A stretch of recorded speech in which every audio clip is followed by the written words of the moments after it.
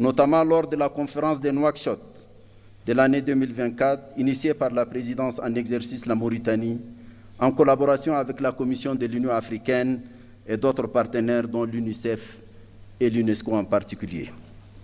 La centralité des problématiques genre et jeunesse a été affirmée.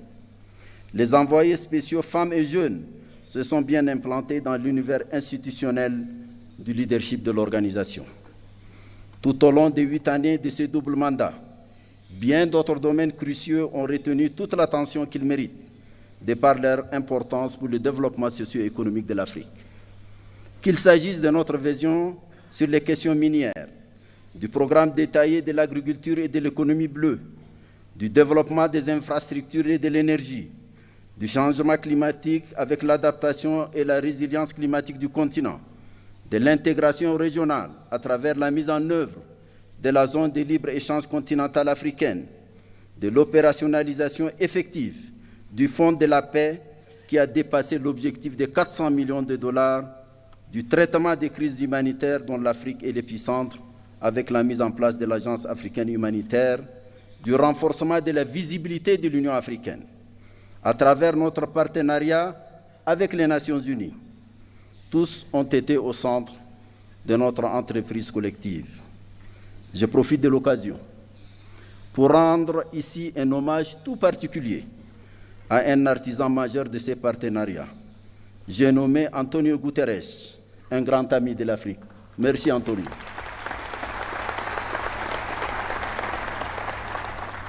L'accession de l'Union africaine au G20 et les BRICS, dont plusieurs États africains sont membres, est venue couronner cette visibilité.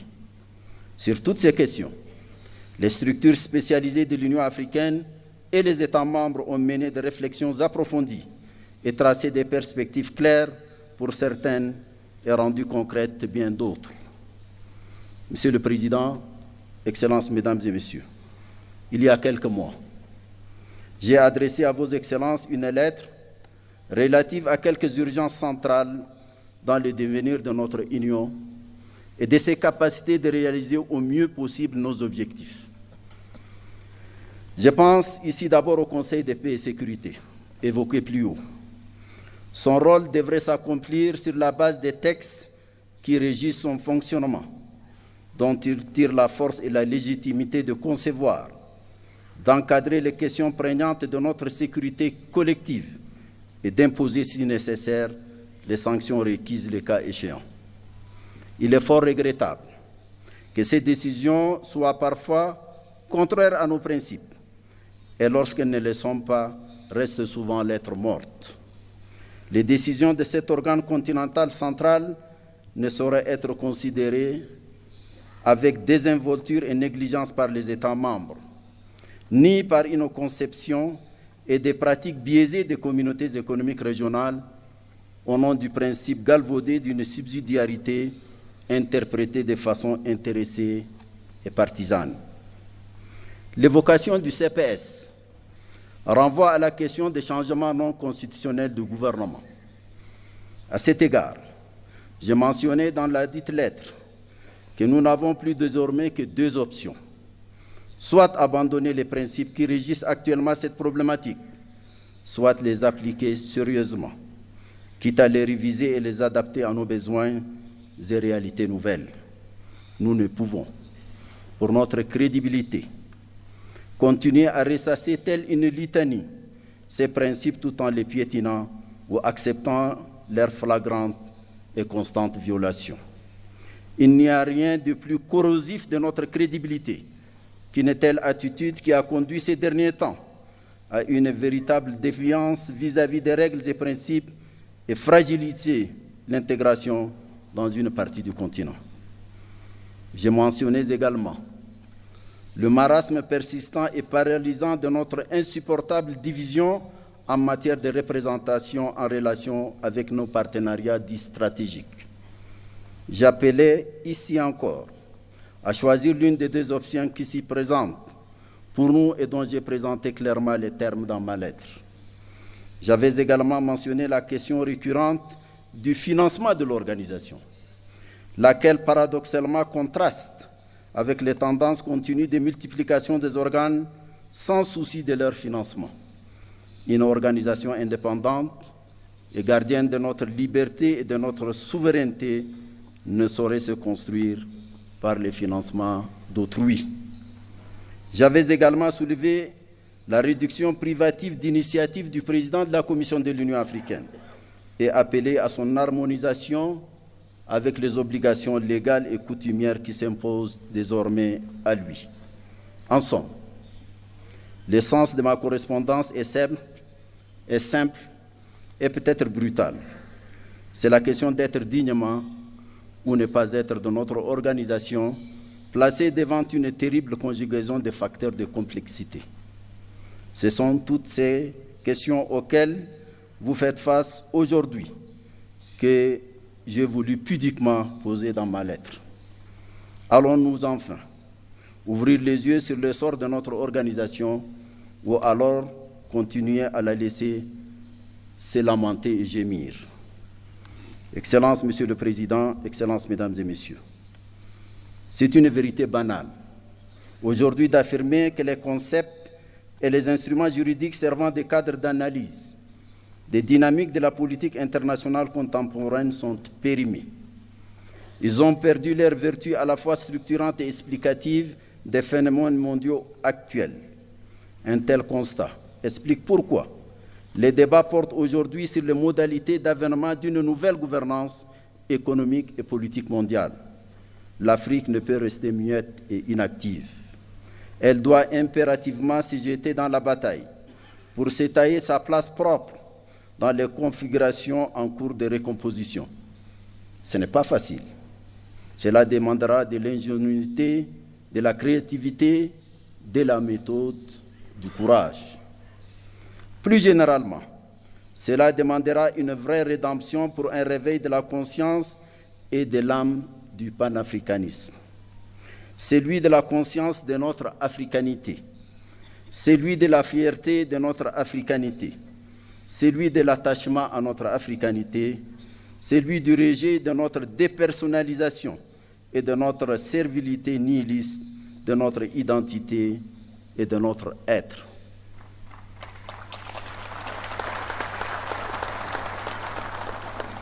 C'est à quoi nous appelle la jeunesse africaine.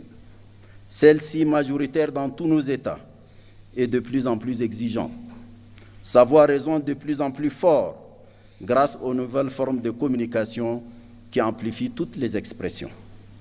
Cette jeunesse africaine nous interpelle et nous fait constamment un procès en déphasage de ses aspirations, qui sont celles d'une Afrique ouverte sur elle-même et unie, souveraine dans ses politiques et choix, debout et solidaire.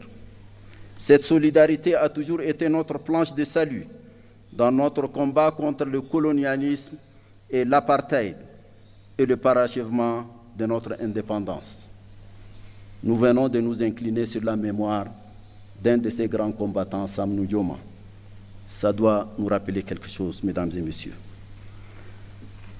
La foi dans notre solidarité panafricaine a galvanisé nos consciences, nos volontés et nos intelligences pour nous conduire vers un destin commun plus prometteur. Il n'y a pas de nouvelle voie de notre futur que d'écouter et de donner corps aux aspirations de notre jeunesse, nos concitoyens et notre diaspora. Monsieur le Président, Mesdames et Messieurs, je quitte définitivement mes fonctions dans quelques jours. J'avoue que je me sens envahi par un doux sentiment de liberté qui m'autorise ces quelques mots venant du cœur.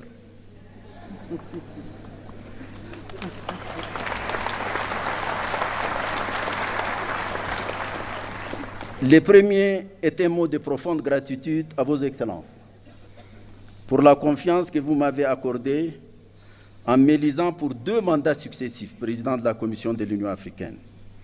Soyez assurés que j'ai mesuré et je mesure toujours toutes les dimensions de cette confiance et du lourd poids de la gratitude et la reconnaissance subséquente. Le deuxième mot porte sur l'autre et moi.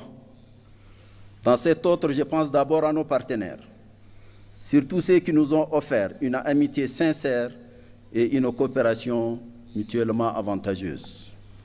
Je voudrais les remercier tous et leur exprimer notre gratitude. Je pense ensuite à vous ici présents, ainsi qu'à ceux qui nous ont quittés pour différentes raisons.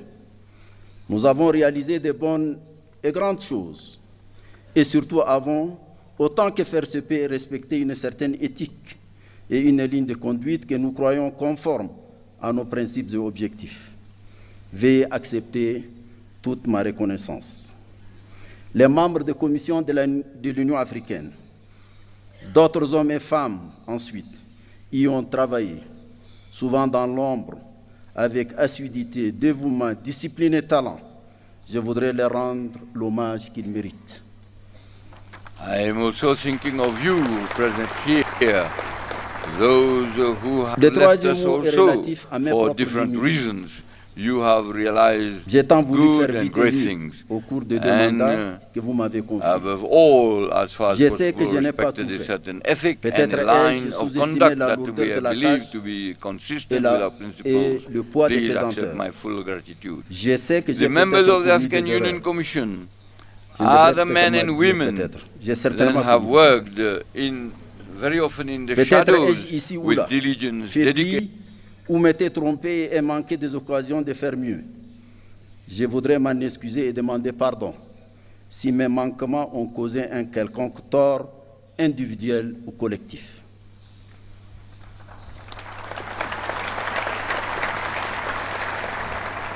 Le quatrième mot est relatif à mon sentiment de l'instant. Je suis heureux de reprendre ma liberté. Mais je sais que j'aurai aussi la nostalgie des lieux,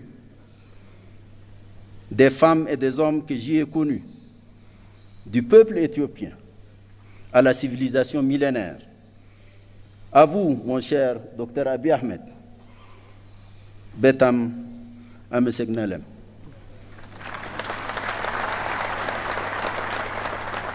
Peut-être faudra-t-il écrire l'histoire de tout cet enchevêtrement de sentiments et de sensations.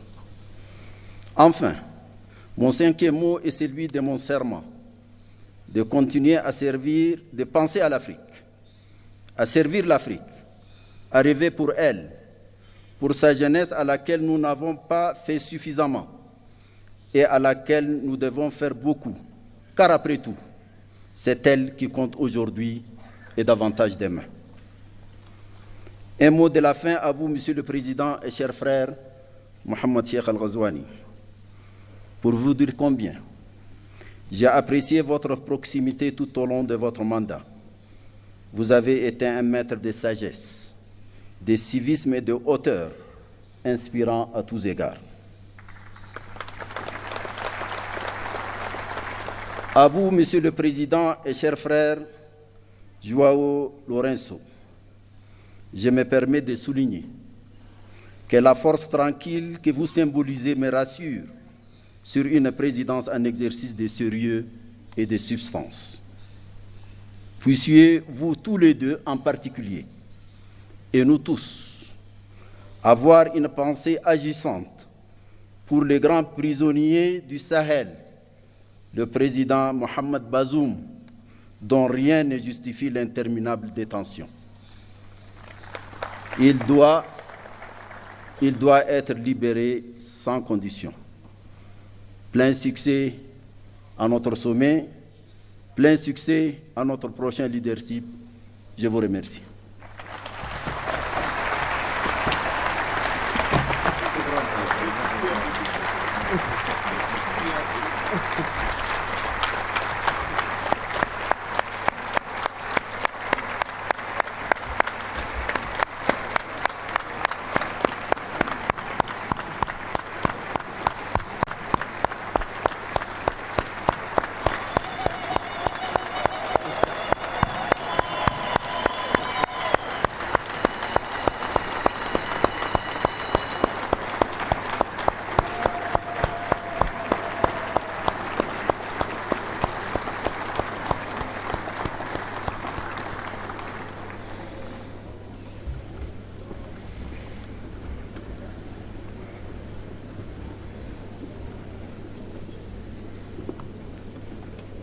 Thank you, Your Excellency. thank you for your statement. Thank you for your unwavering commitment. Thank you for the dedication towards Africa's peace, development, and unity. Thank you very much. I will now have the honor to invite His Excellency Antonio Guterres, Secretary General of the United Nations, to deliver his statement. Your Excellency.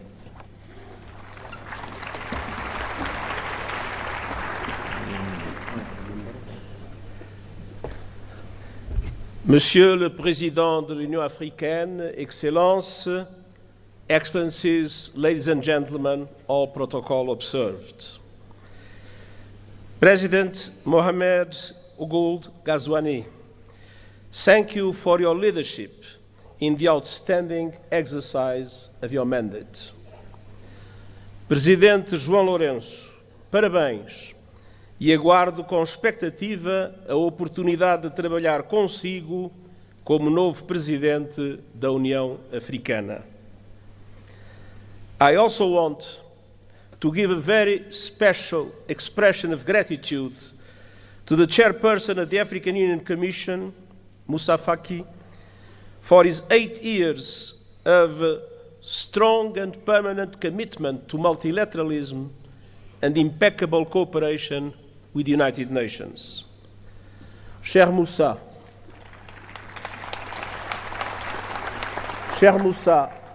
travailler avec toi est un privilège, un plaisir et un honneur. Excellencies, the partnership between the African Union and the United Nations has never been stronger. Together, we see an Africa booming with hope and possibility. You have a booming, enterprising population, including the largest number of young people in the world. The African continental free trade is poised to turbocharge the region's economy, and calls to address the legacies of colonialism and slavery are growing louder, as reflected in your theme this year, and as reflected in the leadership of so many passionate voices for the liberation of Africa, such as the great Dr. Sam Nujoma of Namibia, whose life we celebrate and whose loss we mourn. The world must never forget that Africa is the victim of 2 colossal and compounded injustices. First, the profound impact of colonialism and the transatlantic slave trade. The roots stretch back centuries, and the bitter fruit continues to affect Africans and people of African descent to this day. Decolonization alone in itself was not a panacea.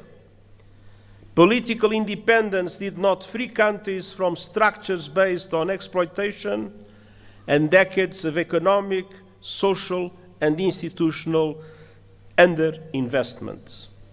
It is high time for reparatory justice frameworks to be put in place. Second, Africa was under colonial domination when today's multilateral system was created, and that injustice endures. Look no further than the United Nations Security Council. There is no excuse that Africa still lacks permanent representation in the 21st century.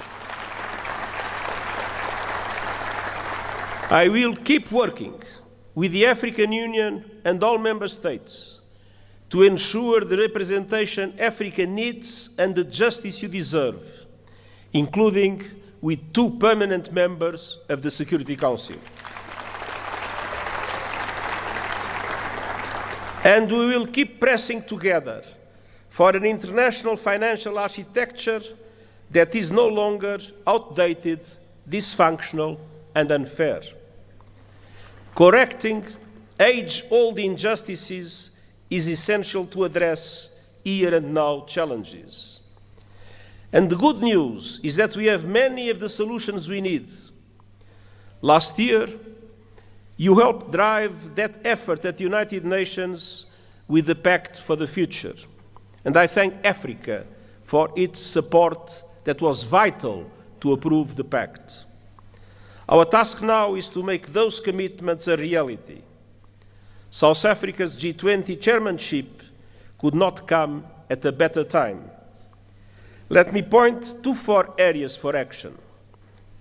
First, we must push for peace, security, and alleviating appalling levels of human suffering. Sudan is being torn apart before our eyes and is now home to the world's largest displacement crisis and famine.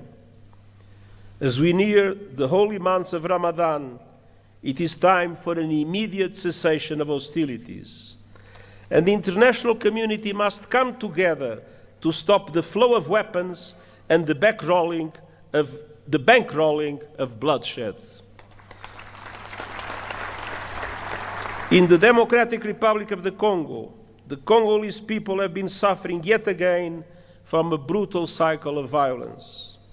And the fighting that is raging in South Kivu as a result of the continuation of the M23 offensive threatens to push the entire region over the precipice. Regional escalation must be avoided at all costs. There is no military solution. The deadlock must end, the dialogue must begin, and the sovereignty and territorial integrity of the DRC must be respected. The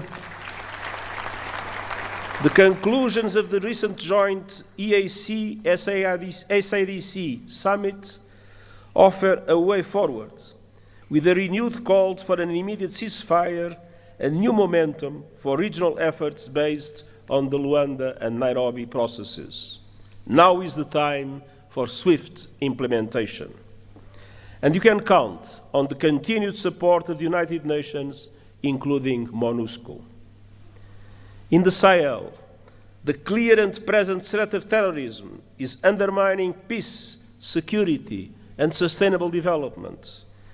And in Somalia, we are urging predictable funding for the African Union Support and Stabilization Mission, and I hope that our voice will be heard by the Security Council.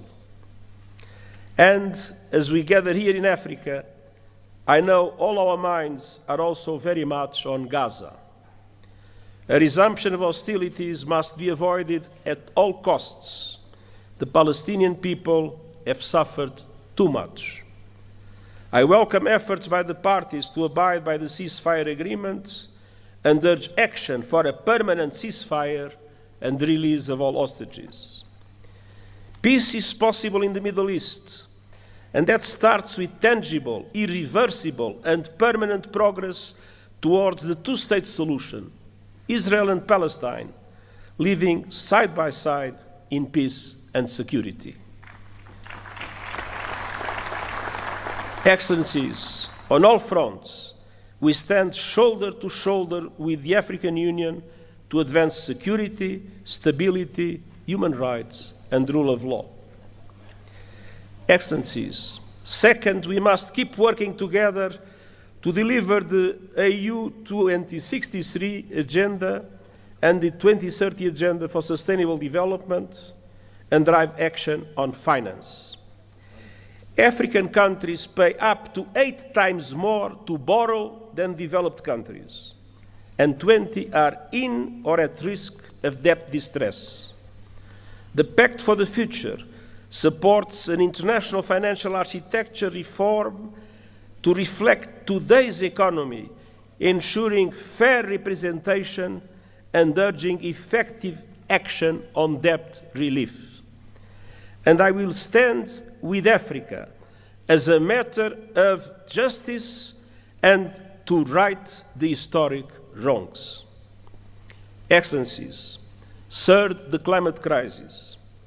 Climate disasters are tearing across Africa, destroying lives, upending livelihoods, devastating economies, and inflaming conflict. At the same time, the renewables revolution is unstoppable, and Africa is poised to become a global clean energy powerhouse. Yet, Today, Africa receives just 2% of global renewables investment. Realizing Africa's potential requires access to affordable finance, including by implementing the COP29 finance decision fully and on time, and supporting development of a roadmap to realize $1.3 trillion a year.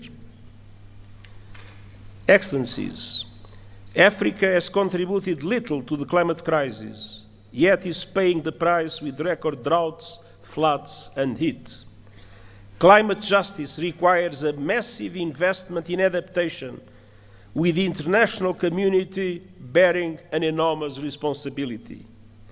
Developed countries must double adaptation finance, and countries must significantly boost the loss and damage fund. Allow me a note. When the Loss and Damage Fund was created, the pledging conference that took place has allowed for an amount that is equivalent at the highest contract for a basketball player in the United States. It is absolutely necessary to make the Loss and Damage Fund an effective instrument to support developing countries in adaptation. And we also need justice when it comes to your abundant critical minerals. Too often, your countries are plundered, bound to the bottom of value chains as others grow rich on your resources. The work of the United Nations Panel on Critical Energy Transition Minerals is designed to help embed justice, sustainability, and human rights across the value chain. Africa's minerals must benefit Africa's people. Excellences, enfin, nous devons agir dans le domaine des nouvelles technologies, notamment l'intelligence artificielle. Près de 2/3 de la population africaine sont privés d'un accès fiable à l'Internet. Nous avons une responsabilité historique, faire en sorte que l'intelligence artificielle profite à l'humanité tout entière et pas seulement à quelques privilégiés, États et compagnie. Le pacte numérique mondial partage les ambitions du pacte numérique africain. Connectivité universelle, renforcement des capacités et une gouvernance responsable de l'intelligence artificielle. Je présenterai bientôt un rapport sur les modèles innovants de financement volontaire et les initiatives de renforcement des capacités afin d'aider les pays du Sud global à exploiter l'intelligence artificielle pour le bien commun. Ensemble, assurons-nous que les promesses seront tenues. Excellences, l'Union africaine et l'ONU sont unis et déterminés à rendre justice à votre continent sans laisser personne de côté. Nous disposons de bases solides pour aller de l'avant. Alors, ensemble, concrétisons ces engagements. Et permettez-moi de dire une dernière phrase dans ma langue maternelle. Digamos com uma só voz, viva África!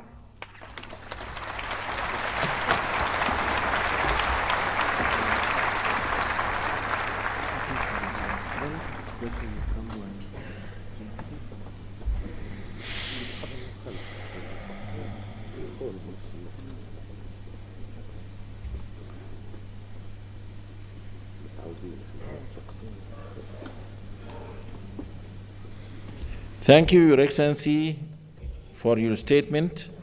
We highly appreciate your leadership in strengthening the African Union-United Nations partnership. Thank you. السيدات والسادة أصحاب الفخامة والمعالي، يسعدني ويشرفني أن أرحب اليوم بفخامة السيد الرئيس محمود عباس أبو مازن رئيس دولة فلسطين، فلتتفضلوا مشكورين بإلقاء كلمتكم. ايوه بس هذا كمان ايوه.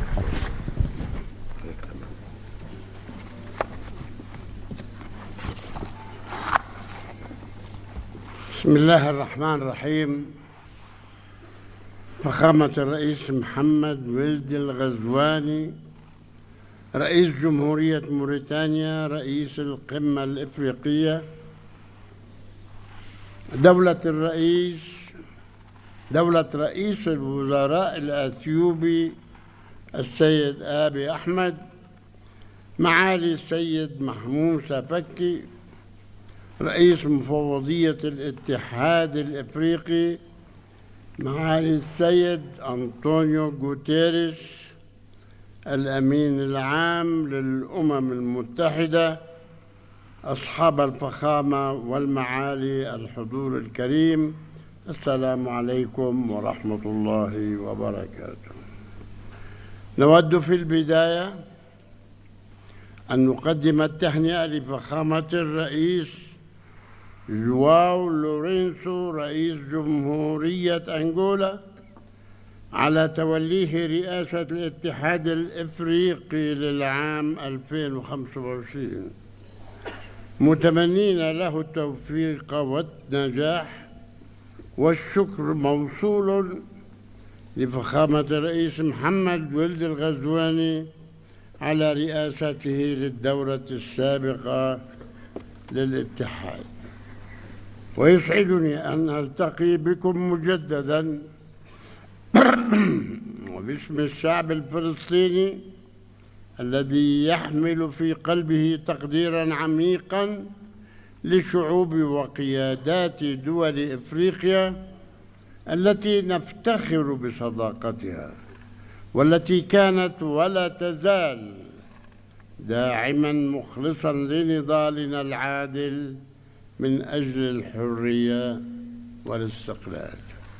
القادة ورؤساء الوفود، في الوقت الذي نعمل فيه ومعنا دول العالم ومنظماته الدولية لتثبيت وقف إطلاق النار وتقديم المزيد من المساعدات الإنسانية وتولي دولة فلسطين مهامها في قطاع غزة ومساعدة النازحين للعودة إلى مناطقهم وتأمين مقومات الحياة لشعبنا الأصيل في قطاع غزة والتجهيز لإعادة الإعمار،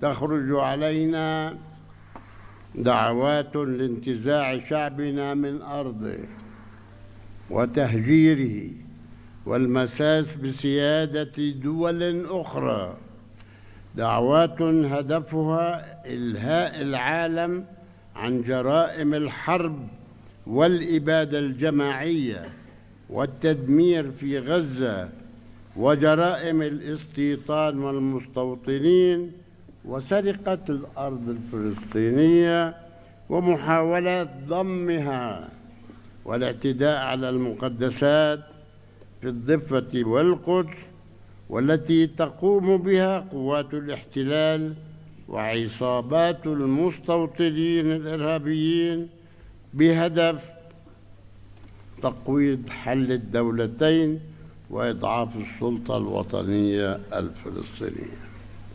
اليوم يعيش في قطاع غزة 2,300,000 فلسطيني، منهم 1,500,000 لا نصف المليون لاجئ، 1,500,000 المليون لجأوا الذين طردوا من أرضهم في عام 48 وتعرضوا خلالها إلى أكثر من 50 مجزرة على أيدي العصابات الصهيونية الإرهابية.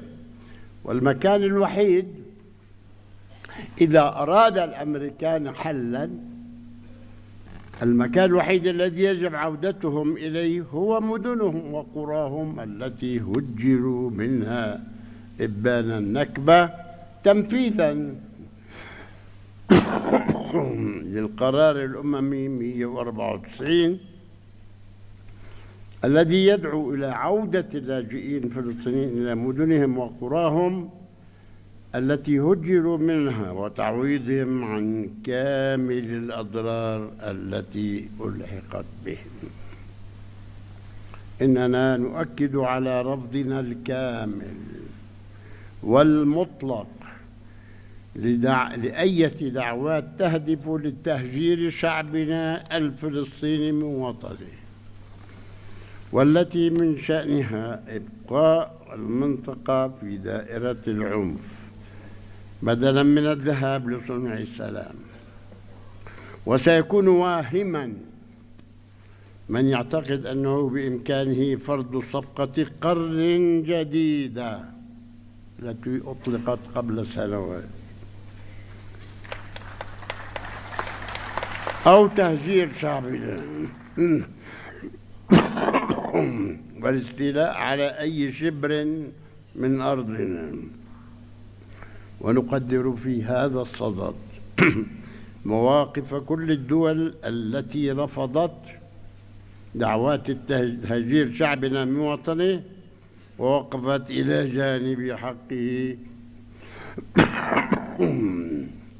في أرضه،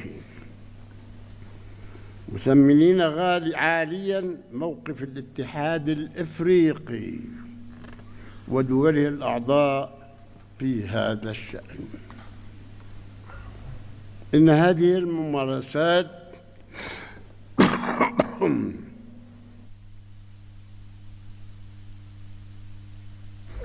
الاستعمارية الإسرائيلية تتطلب إجراءات عاجلة من المجتمع الدولي ومجلس الأمن قبل تفشي قوى التطرف التي تعمل على دفن حل الدولتين.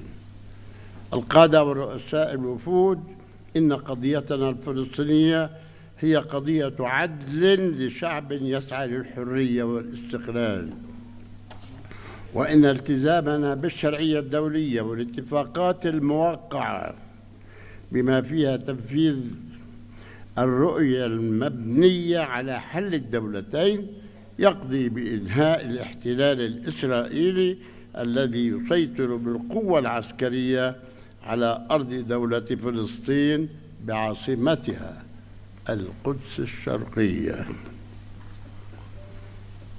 على خطوط العام 67. هذا ما قررته الشرعية الدولية وقرار مجلس الأمن 242 و338 وتنفيذ مبادرة السلام العربية لتعيش جميع شعوب المنطقة في أمن وسلام وحسن جوار، وهو الأمر الذي يأتي تنفيذاً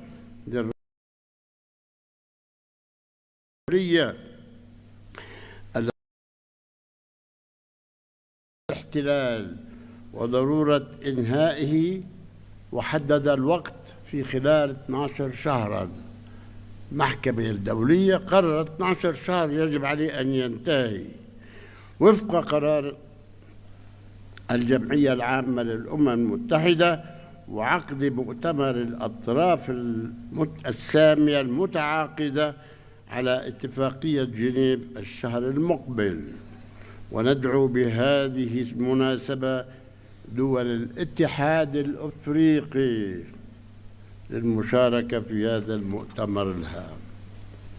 القادة ورؤساء الوفود، إن تحقيق الأمن والاستقرار الدوليين يتطلب من الجميع المشاركة الفاعلة في التحالف العالمي لتنفيذ حل الدولتين ودعم المؤتمر الدولي للسلام المقرر عقده في الأمم المتحدة في منتصف يونيو القادم برئاسة مشتركة للمملكة العربية السعودية وفرنسا، والذي يشكل فرصة لحشد الطاقات الدولية للاعتراف الدولي بدولة فلسطين والحصول على العضوية الكاملة في الأمم المتحدة. لم نحصل على العضوية الكاملة بسبب قرارات الفيتو الأمريكية.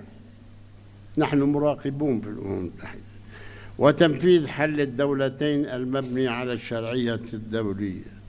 إن انعقاد القمة الإفريقية تحت عنوان العدالة للأفارقة والأشخاص من أجل الإفريقي من خلال التعويضات يعكس التزامكم الأصيل بالعدالة كقيمة إنسانية عالمية، وهو التزام نرى صداه في دعمكم الدائم للشعب الفلسطيني الذي لا زال يرزح تحت الاستعمار الوحيد المتبقي من مخلفات الاستعمار البغيض. نحن وحدنا في كل العالم، وحدنا لازلنا تحت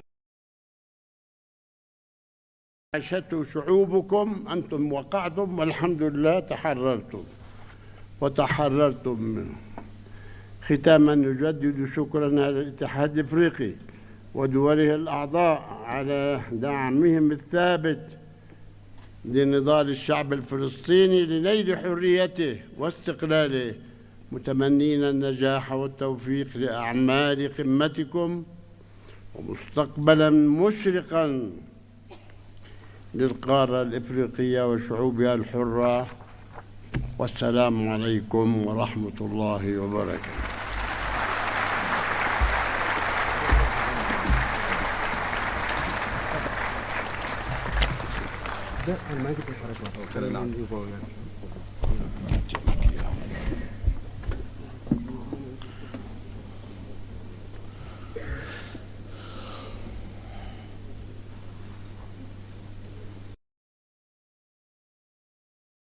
شكرا فخامة رئيس دولة فلسطين أبو مازن على خطابكم الضافي. إن مشاركتكم تؤكد من هذا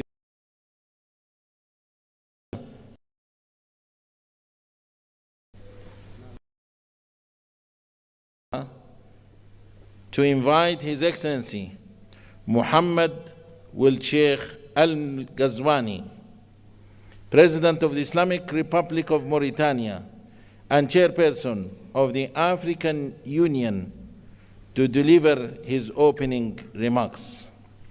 Excellency.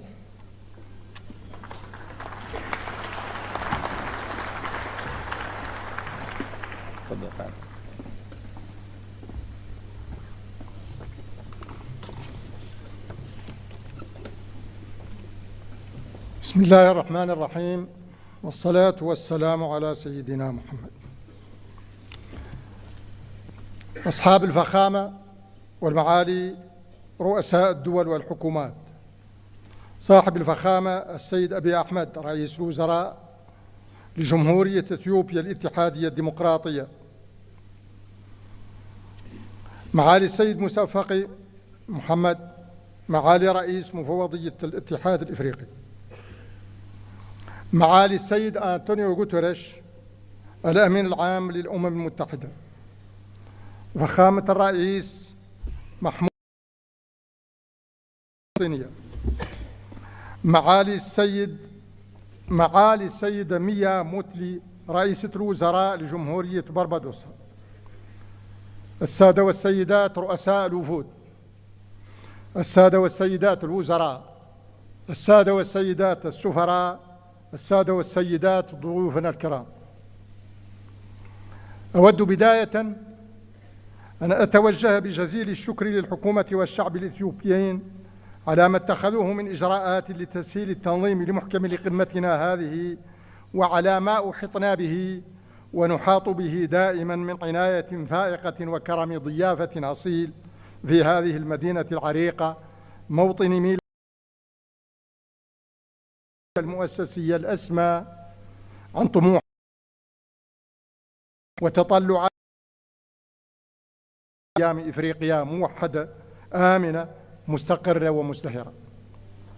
كما يطيب لي أن أجدد الشكر لإخوتي رؤساء الدول والحكومات الإفريقية على ما شرفوني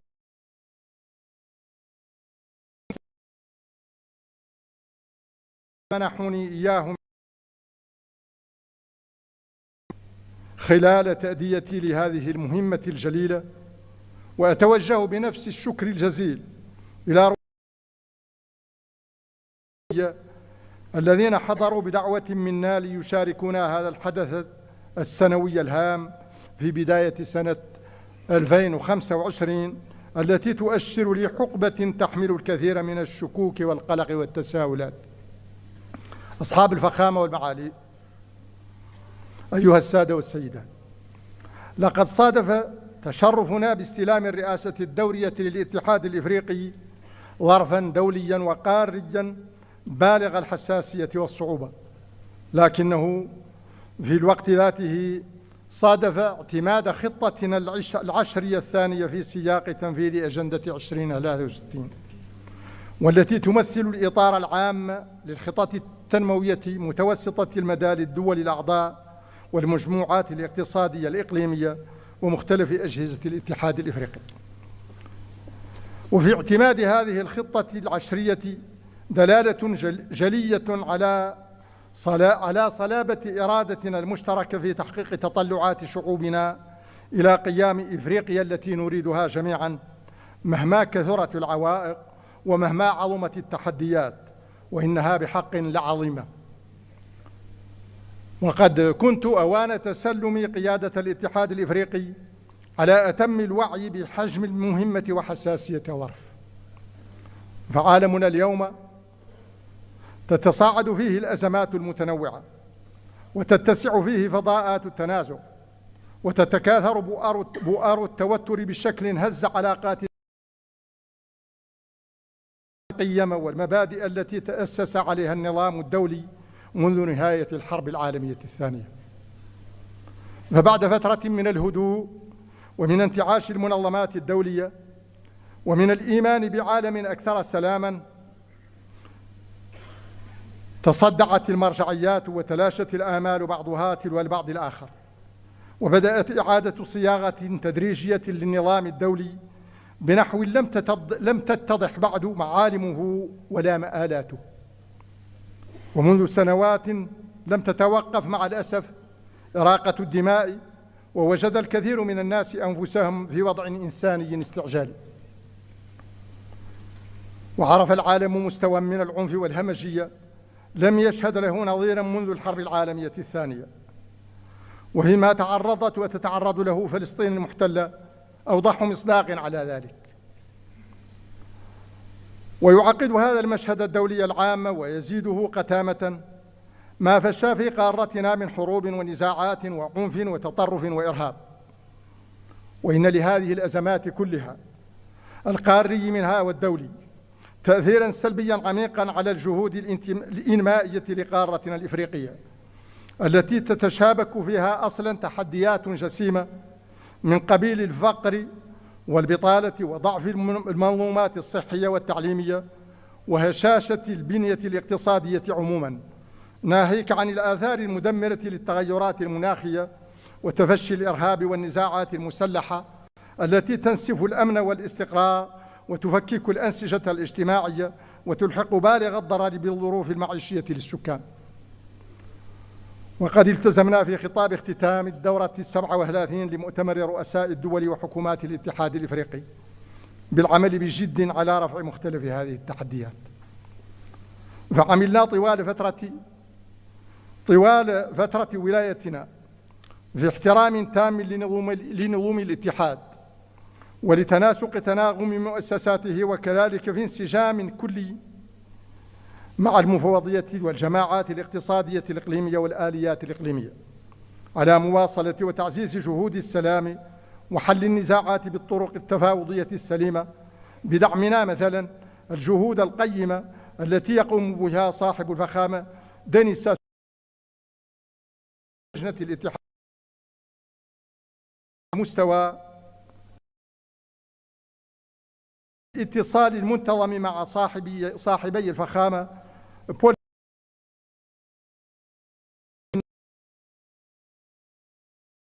الديمقراطية، وكذلك باحتضاننا في الجمهورية الإسلامية الموريتانية في 18 من دجنبر 2024 أعمال الاجتماع التشاوري الثالث لتعزيز تنسيق مبادرة جهود السلام في السودان، وباستقبالنا الفريق أول عبد الفتاح البرهان رئيس مجلس السيادة الانتقالية في السودان يومي 13 و14 يناير 2025 في نواكشوط للتداول معه حول ضرورة وقف أعمال العنف في السودان وصون سلامة شعبه وحوزته الترابية.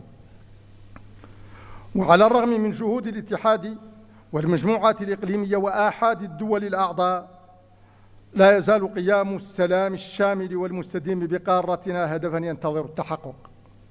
وإنني إذ أدعو إلى تنفيذ القرارات الجريئة التي اتخذتها قمة مالابو الاستثنائية في مايو 2022 لمعتقد حقاً بضرورة مساءلة هيكل السلم والأمن الإفريقي في اتجاهات 4: التناغم واستدامة التمويل والتفعيل والشمول، وكذلك من حيث ملائمته لطبيعة التحديات الأمنية الراهنة والتغيرات اللادستورية الطارئة. فمن شأن ذلك أن يتيح لنا فرصة استكشاف أساليب أكثر نجاعة في مواجهة تحدي السلام والأمن والاستقرار بإيجاد الآليات المناسبة التي تمكن من الحل السلمي للنزاعات، وهو ما يشكل في الوقت ذاته واجباً. ونحن في هذا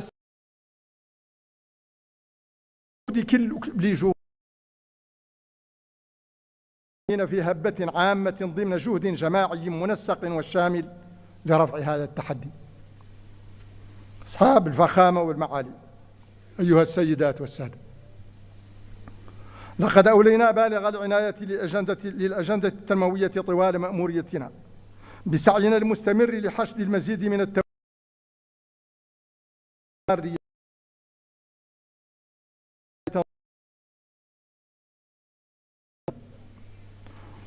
فقد نظمنا مع صاحب الفخامة السيد ويليام صامويل روتو في إبريل 2024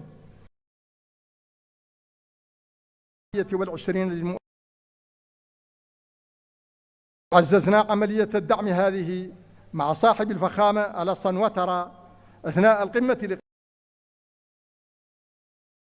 بأبيجان،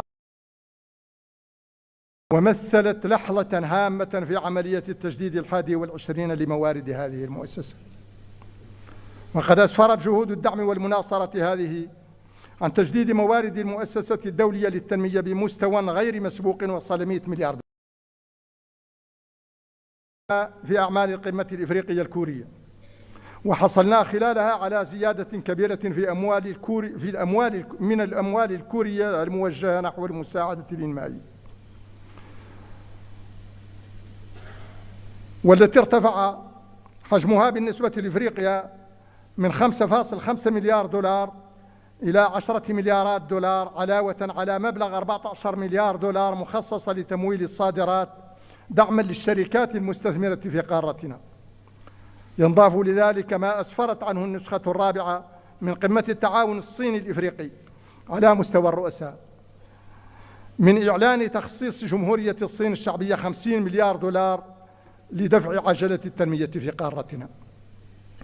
وبالموازاة مع الجهد المبذول في سبيل تعبئة الموارد، حرصنا خلال مشاركتنا في قمة مجموعة السبع بإيطاليا في يونيو 2024 وقمة مجموعة بريكس في روسيا الاتحادية أكتوبر 2024 وقمة مجموعة العشرين في البرازيل نوفمبر 2024 وغيرها من المحافل الأخرى على تأكيد ضرورة حل مشكل المديونية التي تعيق بقوة جهودنا التنموية، وعلى مراجعة نظام المساعدة العمومية الإنمائية القائم لقصوره عن تحقيق الأهداف المبتغاة منه، مطالبين باستحداث ميثاق جديد لتمويل التنمية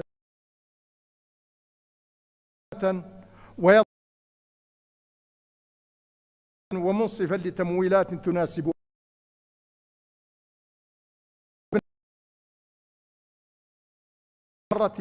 في المؤسسات المالية المعددة الأطراف لضمان مراعاة حاجاتها الإنمائية الملحة في الأجندة التنموية في الأجندة الدولية.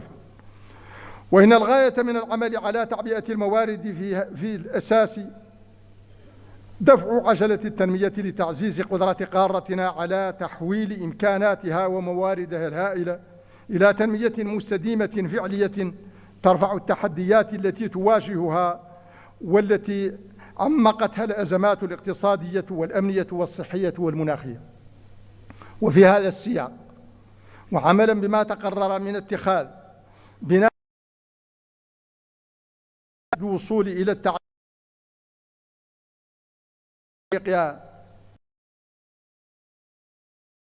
برسم السنة المنصرمة بريطانيا، وبالتعاون مع مؤتمرا قاريا حول التهذيب والشباب وقابلية التشغيل في ديسمبر الماضي بنواكشوط. وكان الهدف من دمجه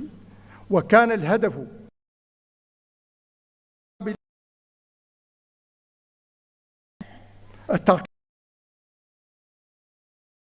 كان القارة فئة الشباب المعرضة لمخاطر البطالة وللهجرة غير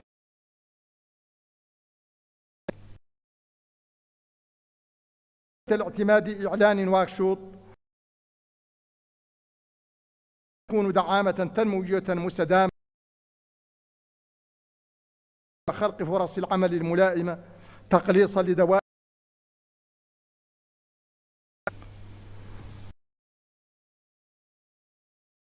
إلى نظام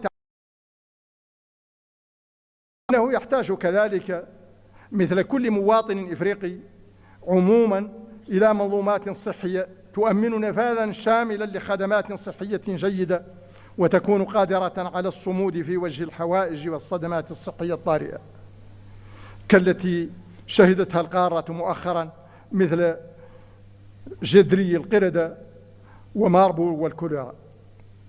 وأود في هذا المقام التنويه بالإدارة الاستباقية التي واجه بها المركز الإفريقي لمكافحة الأمراض والوقاية منها في إفريقيا ما استجد مؤخرا من صدمات صحية مفاجئة، مهنئا الدكتور جان كاسيا وفريقه على العمل الرائع الذين يقومون به في هذا الإطار. وسأتشرف اليوم أمامكم بتقديم تقرير مفصل بهذا الخصوص بحول الله وقوته.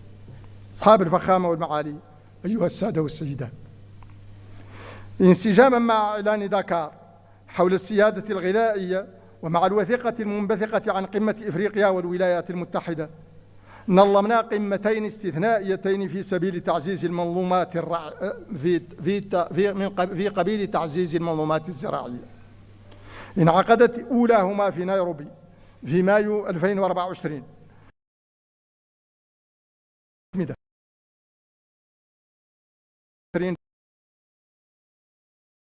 منظومة زراعية،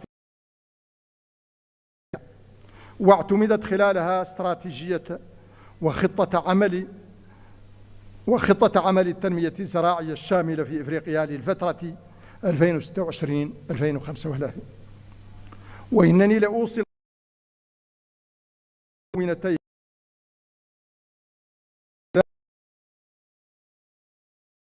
التربة لصالح الإنتاج الغذائي المستدام وتحفيز الاستثمار وبناء زراعة صناعية. ومعلوم أن النهوض بقطاع إنتاجي كالزراعة خاصة في البعد الصناعي منه يستلزم توفر طاقة نظيفة بالكمية الكافية وبالتكلفة الملائمة. وسعيا إلى تحقيق هذا الهدف نظمنا في دار السلام مع صاحبة الفخامة السيدة سامية صلوحو وبالتنسيق مع مجموعتي البنك المنصرم القمة الإفريقية حول الطاقة المهمة 300 من أجل ضمان النفاذ إلى الكهرباء لصالح 300 مليون مواطن إفريقي في جنوب الصحراء. وقد تم خلال القمة عرض التعهدات الطاقوية الوطنية للعديد من الدول الإفريقية. وإنني لحريص في هذا الإطار على تقديم التهنئة والشكر الجزيل لرئيس البنك الإفريقي للتنمية السيد أكويميني أديسينا، وكذلك لرئيس مجموعة البنك الدولي السيد أجاي بانغا على ما حرص عليه من توحيد الجهود في إطار هذه الشراكة الطموحة، وكذلك على ما دأب عليه من دعم وموازرة للجهد التنموي الإفريقي. ثم إن للطاقة دورا أساسا في التحديات البيئية التي تلحق بالغ الضرر بمجموعاتنا الإفريقية، على الرغم من ضآلة مساهمتنا وحجم جهودنا الكبيرة في إحراز تحول طاقوي تدريجي وعادل. ولذا باسمكم جميعا خلال الدورة 29 لمؤتمر تغير المناخ المنعقدة في باكو نوفمبر 2024 على ضرورة تحمل المجتمع الدولي مسؤوليته ولزوم دعمه لقدرتنا على مواجهة الآثار الهدامة للتغيرات المناخية. أصحاب الفخامة والمعالي أيها السادة والسيدات، إن تحقيق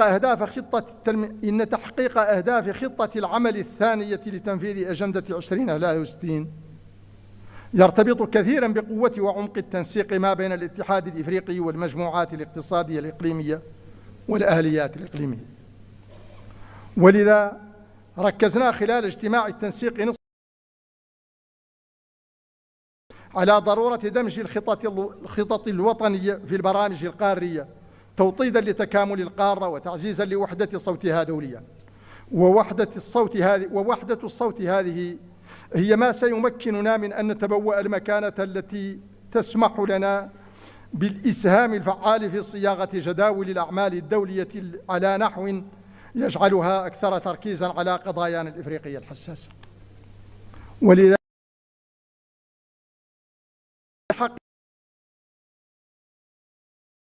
وفي المؤسسات المالية المتعددة الأطراف، وعن ضرورة إعادة صياغة قواعد الحكامة الدولية وتعزيز التعاون المتعدد الأطراف. وقد لاقت جهود المناصرة هذه أصداء إيجابية والتزامات صريحة بالعمل بمقتضاها في مختلف القمم والمؤتمرات، غير أن النجاعة بل وفي العمل الإفريقي المشترك لإصلاح الهيكل. وأنتم تعلمون إصلاح الهيكلي في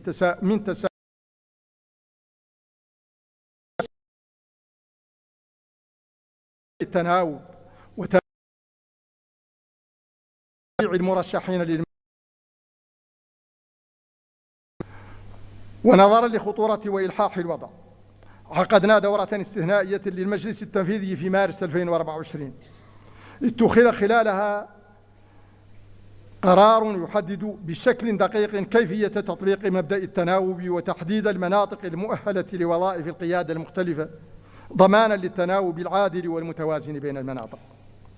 وانسجاما مع هذا النفس الإصلاحي عملنا على ملف مراجعة المهارات وتقييم القدرات داخل مفوضية الاتحاد الإفريقي. فتم تنظيم اجتماع استثنائي آخر للمجلس التنفيذي شهر نوفمبر 2024 لاتخاذ القرار بشأن أفضل السبل لإتمام هذه العملية. وبعد مداولات مستفيضة اعتمد القضية لهذه العملية.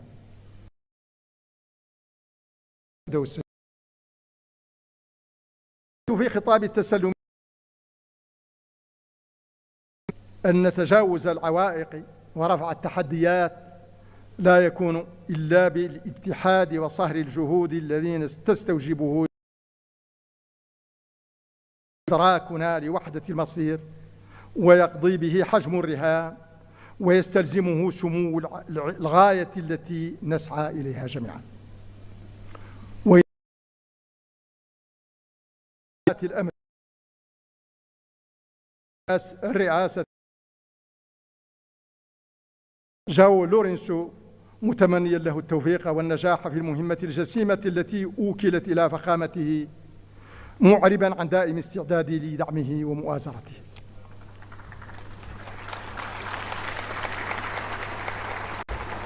ولا يفوتني هنا أن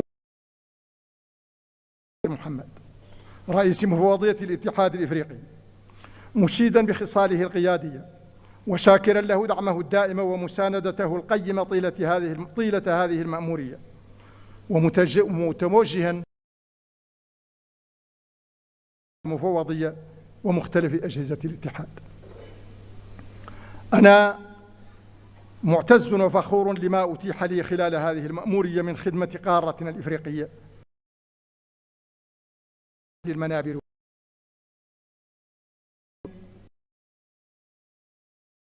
وأنا أعمق إيمانا بأهداف الأجندة 2063 وأقوى عزما وإرادة على المشاركة الفعالة في ذلك. وإذ أجدد التهنئة لأخي صاحب الفخامة لأرجو له ولأعمال قمتنا هذه الاتحاد الإفريقي.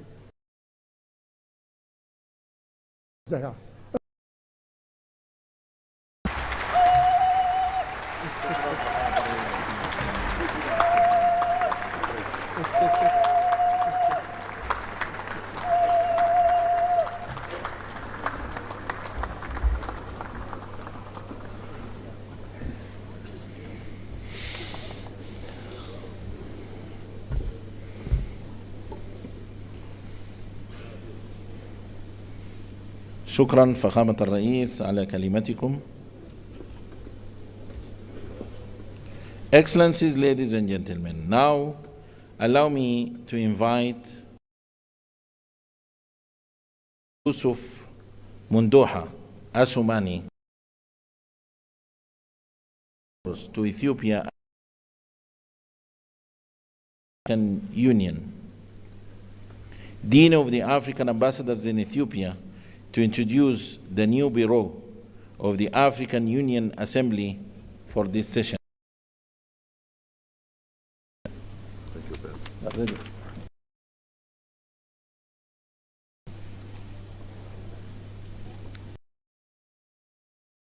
Excellence Ahmed Ould, président en exercice et président de la République islamique de Excellence, Monsieur Abiy Ahmed, Premier ministre de la République fédérale démocratique. Excellence, Messieurs et Madame les chefs d'État de l'Union africaine, Excellence, Messieurs de l'État de la Palestine, Excellence, Madame la première vice-présidente de la République de Barbados,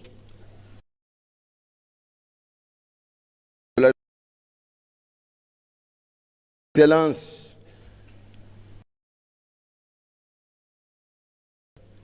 secrétaire général des Nations Unies, Excellence, Monsieur Moussa Faki Mahamat, président de la Commission de l'Union africaine, Excellence, Monsieur le secrétaire général adjoint de la Ligue des États arabes,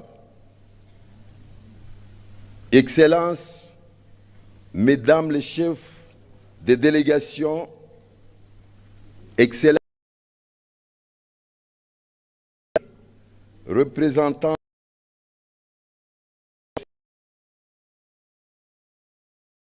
Excellences,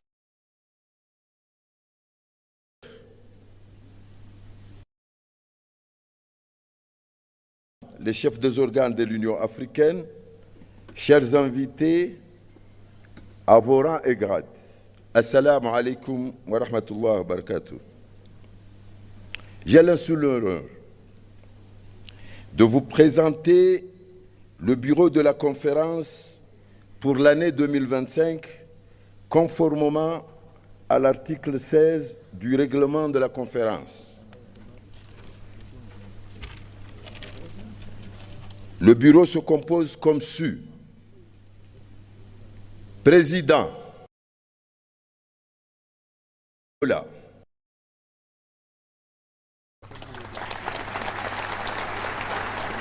Premier vice-président, la République de Burundi, Afrique centrale. Deuxième vice-président, Afrique de l'Ouest. Troisième vice-président.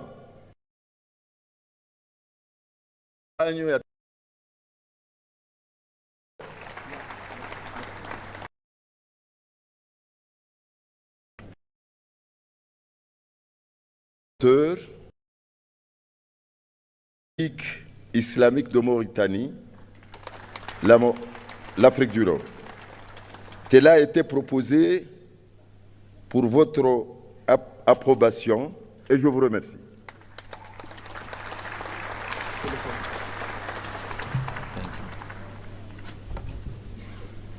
Thank you, Your Excellency, and congratulations for the new elected Bureau. I have the honor now to invite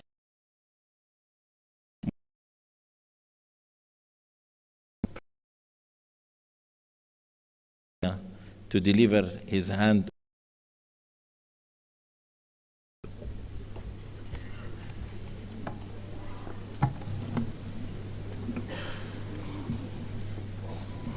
Je voudrais remercier mes chers collègues chefs d'État et de gouvernement, membres de la conférence,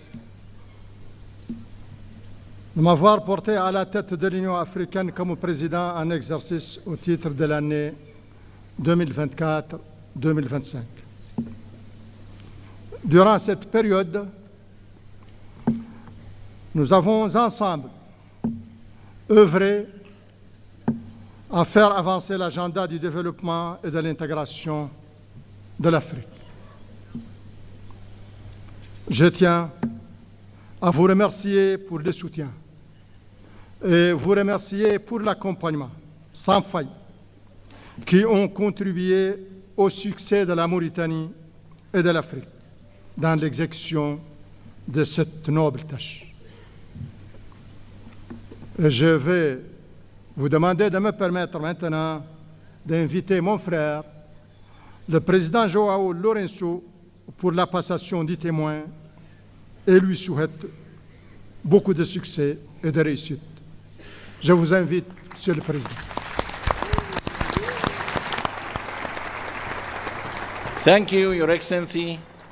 And now I have the honor to welcome His Excellency João Manuel Lourenço, President of the Republic of Angola, the new chairperson of the African Union, for the handover ceremony in the high table. You are welcome, Your Excellency.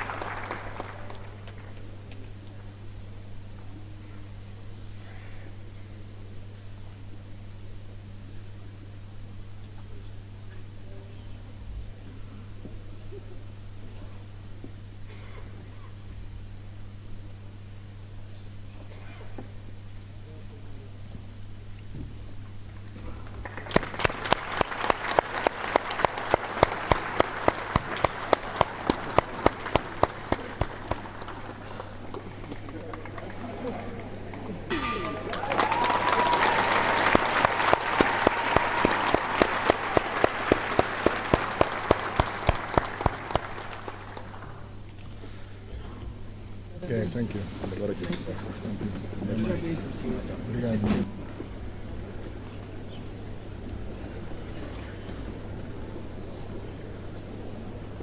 Congratulations, Your Excellency.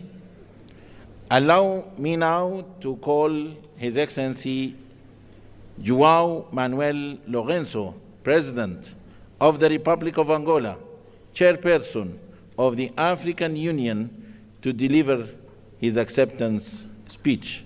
Your Excellency.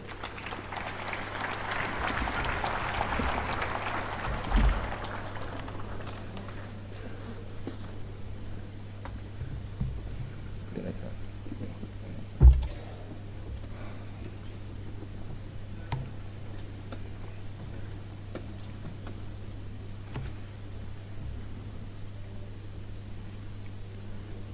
Sua Majestade Swati III do Reino de Swatini, Sua Majestade Letsi III do Reino do Lesoto, Sua Excelência Mohamed Ould Ghazouani, Presidente da República Islâmica da Mauritânia e Presidente cessante da União Africana, Suas Excelências Chefes de Estado e do Governo, Sua Excelência Abiy Ahmed Ali, Primeiro-Ministro da República Democrática Federal da Etiópia e anfitrião da conferência, Sua Excelência António Guterres, Secretário-Geral das Nações Unidas, Suas Excelências representantes de chefes de Estado e do Governo, Sua Excelência Moussa Faki Mahamat, Presidente da Comissão da União Africana, membros, Sua Excelência Presidente Mahmoud Abbas, Presidente da Autoridade Palestina, nosso convidado de honra, excelentíssimos membros do corpo diplomático acreditado em Addis Abeba, Excelências, minhas senhoras, meus senhores. Gostaria de manifestar a minha mais profunda gratidão à Sua Excelência Abiy Ahmed Ali, Primeiro-Ministro da República Democrática Federal da Etiópia, e ao povo etíope, por uma vez mais, tal como ocorre no mês de fevereiro de cada ano, albergarem a sessão ordinária da conferência da mais importante organização do continente africano, pela calorosa recepção e excepcional hospitalidade reservada a todas as delegações desde a nossa chegada a este belo país. Agradeço igualmente a Sua Excelência Mohamed Ould Ghazouani, Presidente da República Islâmica da Mauritânia e Presidente cessante da União Africana, pela forma notável, dinâmica e proativa com que dirigiu a nossa organização durante este último exercício. Foram desenvolvidas durante o seu mandato ações que contribuíram de forma apreciável para a realização dos principais objetivos definidos pela nossa organização para o ano que terminou, como o de se apostar na construção de sistemas educativos pujantes, de modo a permitir o acesso à educação de qualidade a todos os cidadãos africanos, tendo em vista a melhoria do desempenho do continente a nível global, em conformidade com os objetivos preconizados na Agenda 2063 da União Africana e com os da Agenda 2030 das Nações Unidas. Vossa Excelência deixa-nos um grande legado, cabendo-nos a responsabilidade de trabalhar no sentido de valorizar e potenciar ao máximo o trabalho por si realizado, pelo que conto para este efeito com o apoio e experiência do Sr. Presidente e o dos outros Estados-membros da União Africana, de modo a que a República de Angola possa levar por diante uma presidência que vá ao encontro das expectativas dos cidadãos do nosso continente e ajude a acrescentar mais um passo no caminho que percorremos para se alcançar o objetivo do desenvolvimento socioeconômico de nossos países, a concretização da Agenda 2063 no quadro de todas as ações e esforços que empreendemos para construir a África que queremos. Os meus agradecimentos estendem-se a cada Estado-membro da União Africana, especialmente aos da África Austral, região onde estamos inseridos, pela confiança depositada em Angola para presidir neste ano de 2025 a União Africana, numa altura em que o nosso continente se depara com imensos problemas ligados à paz e segurança, que constituem um fator de bloqueio a todas as iniciativas e ações que procuramos levar a cabo em benefício do desenvolvimento das nossas nações. Como é do conhecimento de todos, é a primeira vez que a República de Angola assume esta importante responsabilidade de conduzir os destinos do nosso continente nos próximos 12 meses, o que me levará a olhar com atenção para os principais problemas de África e colocar ao serviço da nossa organização a nossa experiência na busca de soluções para as questões relativas à paz e segurança e cuidar da implementação pelos Estados-membros das políticas econômicas e sociais que promovam o progresso e o desenvolvimento do nosso continente. Tem para nós um significado muito especial o facto de assumirmos a presidência pro tempore da União Africana neste ano 2025, em que Angola comemora 50 anos da sua independência nacional. Excelências, minhas senhoras, meus senhores, no decurso desta conferência serão debatidas questões de grande relevo para a organização, funcionamento e crescimento da União Africana, bem como para a operacionalização de um modo prático da questão relativa à justiça para os africanos e os afrodescendentes por meio de reparações, que constitui o lema escolhido para este ano e também o que Angola elegeu para a sua presidência, que está centrado na importância do investimento nas infraestruturas como fator de desenvolvimento de África.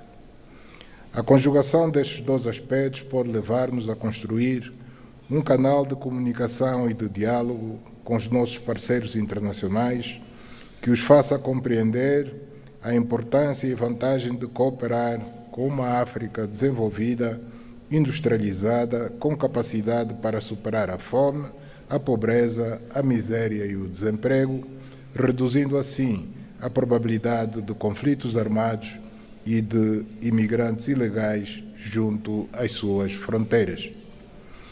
Teremos a oportunidade de abordar estas questões na 4ª Conferência Internacional sobre o Financiamento para o Desenvolvimento, a ter lugar em Sevilha, Espanha, de 30 de junho a 4 de julho do corrente ano, por constituir uma oportunidade histórica para se redefinirem as regras de financiamento global baseadas na justiça econômica e na inclusão.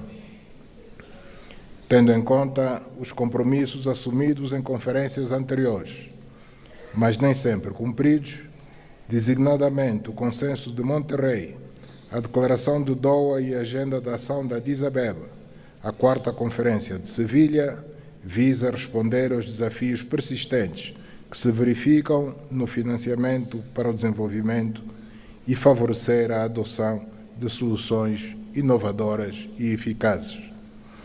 Temas como a justiça fiscal, o alívio da dívida, o financiamento climático, as reformas nas instituições financeiras globais e a inclusão social devem merecer a nossa atenção para que seja adotada uma posição comum que garanta ao continente o reforço da sua influência na governação financeira global, uma redução dos custos do endividamento e o acesso aos recursos necessários para alcançar um desenvolvimento sustentável. A concretização destes objetivos criará seguramente sinergias que vão dinamizar e ampliar as trocas comerciais, o intercâmbio cultural, técnico, tecnológico, científico e noutras áreas que poderão produzir vantagens significativas para todas as partes. Acreditamos que nas perspectivas que traçamos para os nossos países, enquanto governantes, incluímos programas a serem executados com um grande sentido de prioridade no domínio das infraestruturas fundamentais, designadamente as vias rodoviárias e ferroviárias, os portos e aeroportos, as centrais de produção de energia elétrica e respectivas linhas de transportação e distribuição, absolutamente indispensáveis para à industrialização do nosso continente e à melhoria das condições de vida das nossas populações. No decurso da presidência pro tempore da União Africana, que passamos a exercer a partir de hoje, pretendemos lançar, em articulação com todos os membros desta nossa instituição, um vasto plano de atração de investimentos e de captação de recursos financeiros significativos junto dos nossos grandes parceiros internacionais, para que a Comissão da União Africana estabeleça as bases e defina os projetos de infraestruturas a serem realizados. Destaco o contributo que Angola poderá prestar ao desenvolvimento de África, colocando ao dispor o excedente energético que tem para a mitigação das necessidades de vários países neste domínio da energia. Pela relevância e importância estratégica que assume no quadro da transportação de produtos diversos e também no do comércio intra-africano e no de África com o resto do mundo, gostaria de destacar a importância do corredor de Lobito e dos caminhos de ferro tanzanianos Tazara, que poderão desempenhar um papel incontornável na interconexão entre os países africanos e na promoção do comércio que pretendemos realizar no âmbito da Zona de Comércio Livre Continental Africana. Tendo em vista o que referi anteriormente, considero que devemos ter uma estratégia bem definida para colhermos benefícios significativos do facto de a União Africana integrar o G20, o que constitui uma conquista essencial para garantir que o nosso continente seja parte ativa das decisões econômicas globais. Excelências, minhas senhoras, meus senhores, as linhas estratégicas da presidência angolana estão alinhadas em termos gerais com as ações prioritárias definidas a nível continental, no âmbito da aceleração do segundo Plano Decenal da implementação da Agenda 2063, correspondente ao período de 2024 a 2033, centradas nas infraestruturas de transporte e conectividade, energia e recursos naturais, paz e segurança, agricultura e economia azul, integração continental e zona de comércio livre, educação e capacitação e parcerias estratégicas. Neste quadro, das grandes linhas da nossa atuação, adquire uma importância central a questão da paz e segurança, por se tratar de um dos principais pressupostos para se materializarem as aspirações contidas na Agenda 2063 da União Africana, em especial o programa que estabelece o silenciar das armas até 2030, que visa transformar a África numa região pacífica, segura e confiante num futuro promissor e de prosperidade para todos nós africanos, decididos a colocar o nosso continente na rota do desenvolvimento. No relatório sobre as ações que realizei no quadro das minhas atribuições como campeão da União Africana para a Paz e Reconciliação em África, apresentarei de forma mais detalhada as ações que empreendi para ajudar a restituir a paz ao nosso continente e, em especial, na região leste da República Democrática do Congo. Também vos falarei da minha visão sobre o que será essencial levarmos a cabo no futuro para que se consiga pôr um fim definitivo aos conflitos em África e fazer face aos desafios que as mudanças inconstitucionais de governo, o terrorismo e, mais recentemente, a invasão e ocupação de territórios de países vizinhos nos colocam. Temos ainda os desafios que se prendem com as catástrofes naturais resultantes das alterações climáticas e dos surtos de Marburgo, ébola, de varíola de origem animal e da cólera, que ciclicamente nos afeta e nos obriga a trabalhar de forma unida e solidária para que encontremos soluções coletivas para a sua superação. Nesta perspectiva, considero essencial que olhemos para a terceira Conferência dos Oceanos, agendada para o corrente ano em Nice, França, como uma oportunidade para se discutirem as principais preocupações que sobre esta matéria afligem o nosso continente. Tendo mais de 30 países costeiros, o continente deverá ter como objetivos a proteção dos ecossistemas marinhos, promover uma economia azul sustentável e intensificar as ações contra a pesca ilegal, a poluição marinha e as alterações climáticas, que são, na verdade, desafios gigantescos a que temos de fazer face permanentemente. Quero, desde já, manifestar a esperança de que esta conferência contribua para a segurança alimentar, para o reforço da resiliência costeira e crie condições para que se mobilize o financiamento internacional para projetos sustentáveis no quadro da economia azul. Excelências,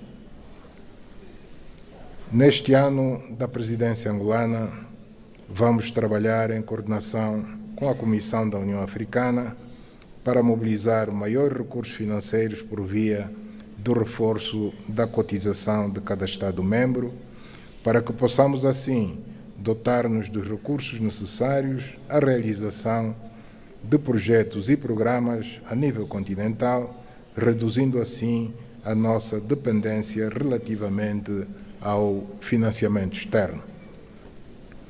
Excelências, minhas senhoras, meus senhores, estamos a viver um ambiente internacional extremamente desafiante, em face dos nefastos efeitos dos conflitos que o continente enfrenta, bem como dos que vive o leste da Europa e a região do Médio Oriente.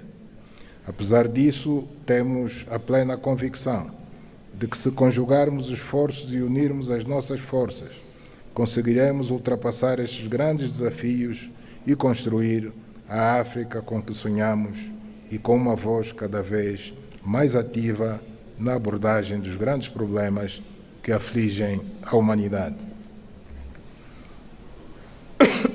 É neste contexto que considero que devemos continuar a agir como um só corpo, no sentido de que as Nações Unidas se tornem mais inclusivas e alinhadas com os desafios e oportunidades de hoje, devendo a reforma do Conselho de Segurança continuar a ser uma prioridade fundamental para o nosso continente, pelo que é importante que reafirmemos o nosso compromisso com o Consenso de Esulwini e a Declaração de Sirte de 2005 a favor de 2 lugares de membros permanentes com o direito de veto e outros privilégios inerentes.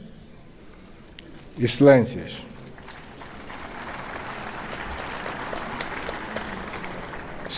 gostaria de pedir a todos a maior contribuição possível para que a presidência da nossa organização continental, que a partir de hoje assumo, possa decorrer num clima de grande compreensão e com o dinamismo que se impõe, neste longo caminho que juntos percorremos pela transformação da África num continente de riqueza, de prosperidade para seus filhos.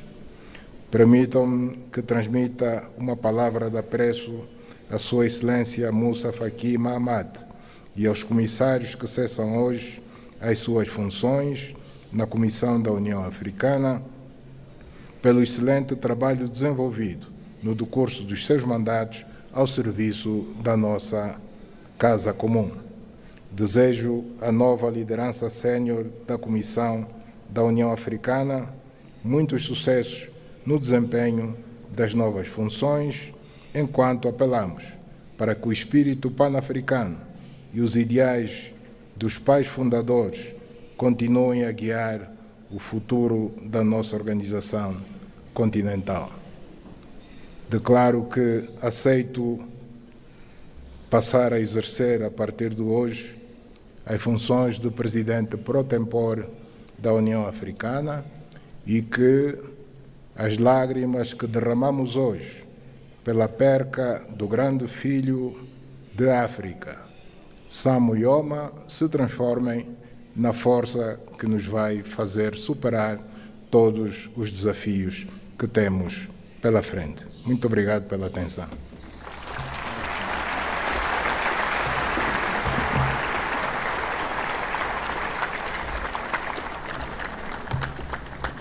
Thank you, Your Excellency.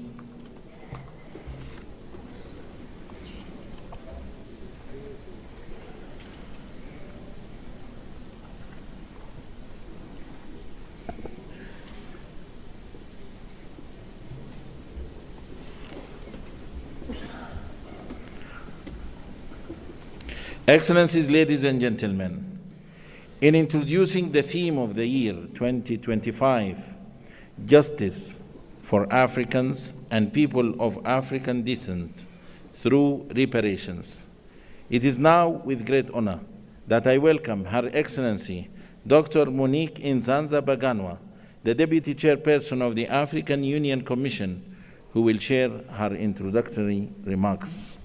Your Excellency.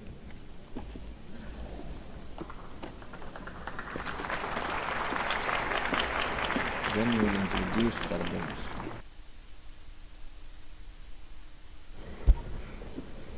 Thank you. Your Excellency, the Chairperson of the African Union, Your Majesties, Excellencies, Heads of State and Government, Your Excellency and dear brother, the Chairperson of the African Union Commission, ladies and gentlemen, in the interest of time, allow me to stand on already established protocol. Over the past centuries, the voices of Africans and people of African descent have echoed in various quarters with a singular demand: justice. Justice for the millions who were forcibly uprooted from their homes. Justice for those whose lands were plundered, wealth stolen, and dignity were stripped away. And justice for the generations that continue to face economic, social, and political disenfranchisement stemming from historical wrongs. As I draw my term in office as Deputy Chairperson of the African Union Commission to an end soon, a unique opportunity is offered to me and one of my teams, SIDO, to introduce to you the 2025 theme of the year, Justice for Africans and People of African Descent through Reparations. As we embark on this journey in 2025, we are guided by the words of the eminent Pan-Africanist Kwame Nkrumah, who declared, and I quote, "We face neither east nor west. We face forward." The African Union's Agenda 2063 envisions a continent that is integrated, prosperous, and driven by its own citizens, a continent that is peaceful. The strength of this Africa has always been in its unity and resilience. At this moment, we stand at the precipice of history, and together we shall pave the way for a more just and dignified future for Africa, the CARICOM, and Africa's global diaspora at large. Your Majesties, Your Excellencies, as I conclude, since I'm not the one to deliver the high-level message, we have two leaders who will do it in just a short. But let me take this opportunity to thank all our stakeholders who have journeyed with us. Thank you, Ghana, and our champion, President Mahama, for inspiring the African Union with this theme. I wish to thank you, my dear brother Musa Faki, for your leadership and support. But through you also, acknowledge our teams who have worked hard around this theme of the year. Especially, I wish to recognize two ladies. Madam Coleman from your cabinet chairperson, and Angela from CEDAW. You did an amazing work. Special appreciation goes to Her Excellency Mia Amor Motley, Prime Minister of Barbados and Chair of the CARICOM Authority. You have traveled all the way from home to another home to join us in today's launch. May I now invite you, Your Excellency, to come to the podium and address this august assembly. I thank you.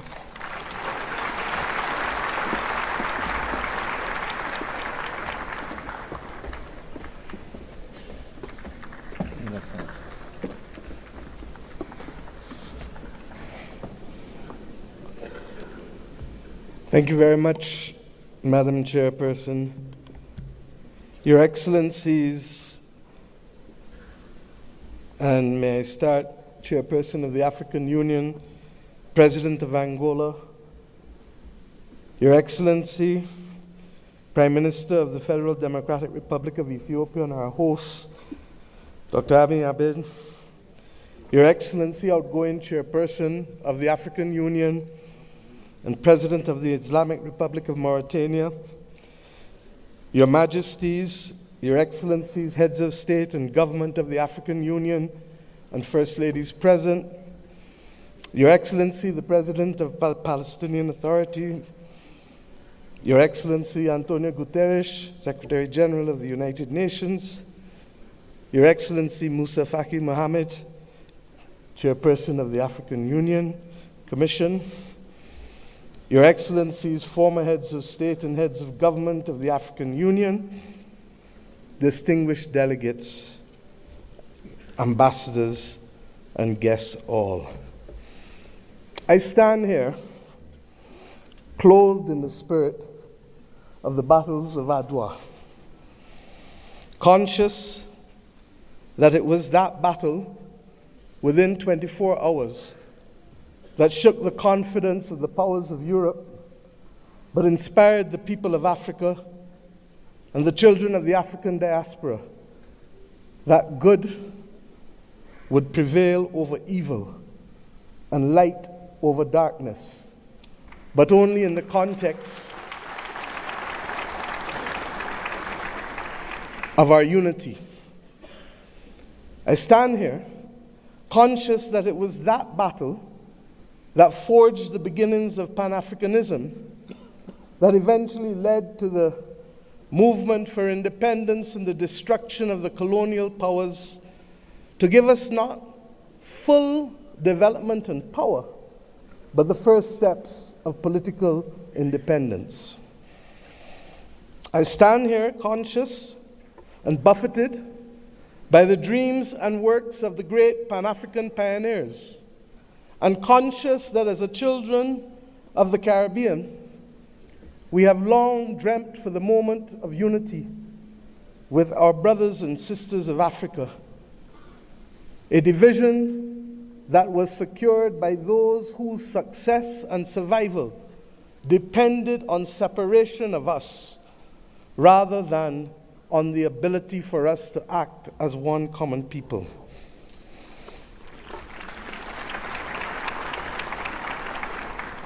Our relationship, you can say, was embryonic. But regrettably, as long as it has been and as related as we have been, it has been sporadic. And it is up to us, as the children of independent states, to determine whether the history of separation shall be our future, or whether the spirit of Adwa can be our inspiration to confront the challenges of a new world.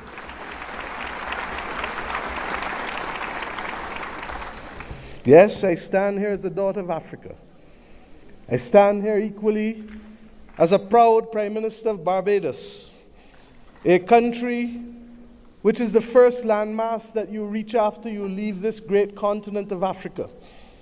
A country which became a hub for the wrong reasons, but today I come to Ethiopia to share with you in the Africa Union that we can be a hub now for the right reasons between our two peoples.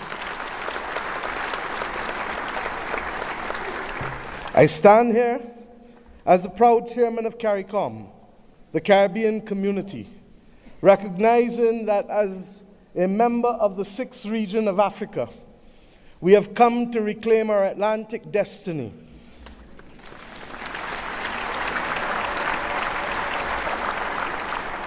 We have come to ensure that the very futures of our people are different and will not once again be determined by a middleman who will ensure that the Middle Passage is one that sees our people at the bottom of the ocean's floor of the Atlantic or in the fields of the plantations of the Caribbean, but instead that it will be a future that sees our people, hears our people, feels our people, and that will determine in future that it is we who shall forge the manner in which we cooperate, integrate, and invest, rather than simply being victims of a past history. I stand here equally as the chair of the V20, 70 countries across the world that are climate vulnerable, 40% of whom come from this great continent of Africa, recognizing that it is only through unity that we can confront the existential crisis of our generation, that of the climate crisis. The Secretary General of the United Nations has already laid out, ably so, many of the iniquities that we continue to face in spite of political independence.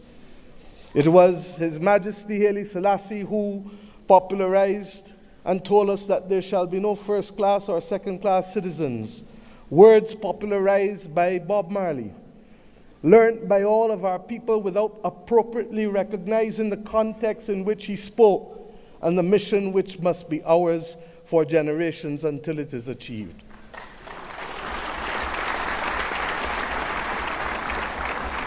He told us that there would be war if there were first-class and second-class citizens. He told us that there would be war if the color of our skin was more significant than the color of our eyes. And we see here in the continent the continued descent into conflicts born out of ethnicity differences, born out of a mad grab for resources, not invariably for our own benefit, but for the benefit of others who seek to use our people as pawns in the determination of their own future. But we stand here as proud people, and we have enough among ourselves to know the difference between right and wrong, and to forge a future that is not for a few, but for the many.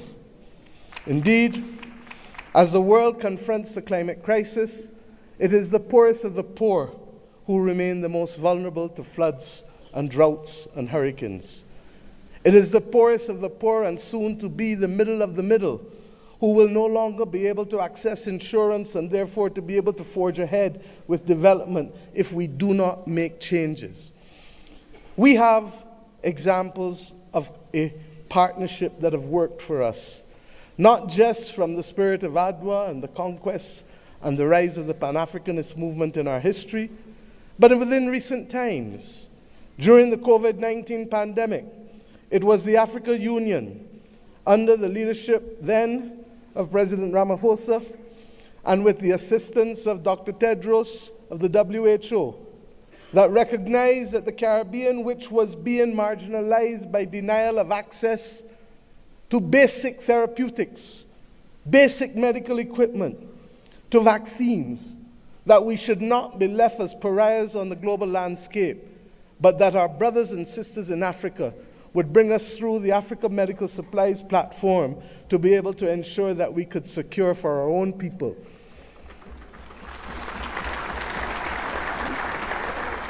It was with the solidarity of many of you in the Africa Union that the Bridgetown Initiative has been able to take root and to make a case for a more modern and a fairer system that allows us to be able to access finance and to be able to put in place measures that allow us to be able to pause our repayment of debt during the period of necessity for rebuilding after horrific climatic events.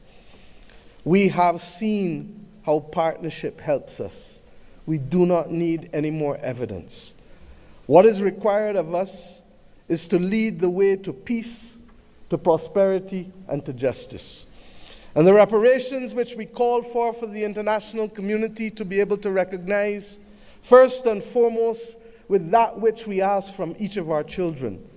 Say sorry. Say sorry, and mean it.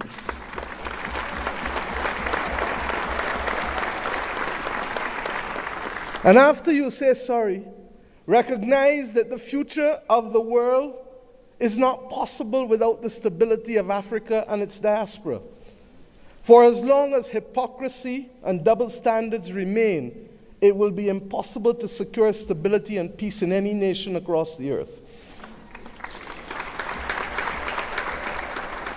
The reparations that we call for, beyond sorry, must be for fair access and development and compensation, because we each started the journey of independence with a chronic deficit, a deficit of resources, a deficit of fairness, a deficit of opportunity.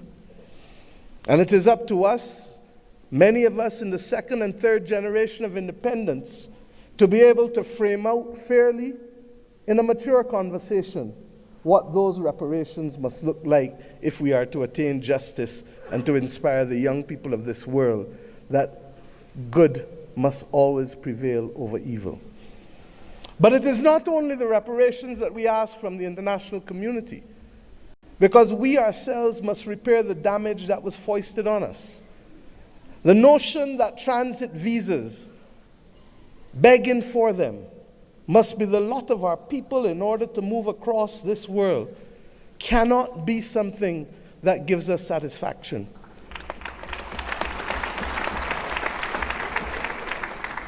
To go east and to go west, we are first forced to go north. It is not right.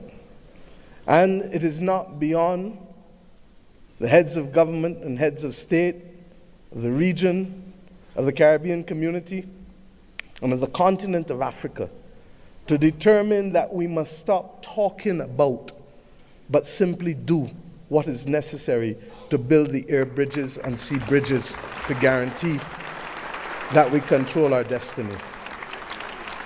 I ask us to reflect on this because it is this simple act, apart from our music and our culture and our food, that will guarantee that it is not simply heads of government and heads of state that will meet in Accra or Bridgetown, but it is ordinary people who will be able to trade and to move from the closest point of Dakar to the closest point of Bridgetown, to be able to open up the opportunities that technically ought to be available not just simply through the Africa Free Trade Area or the CARICOM single market and economy, but through the combined opportunities provided by both.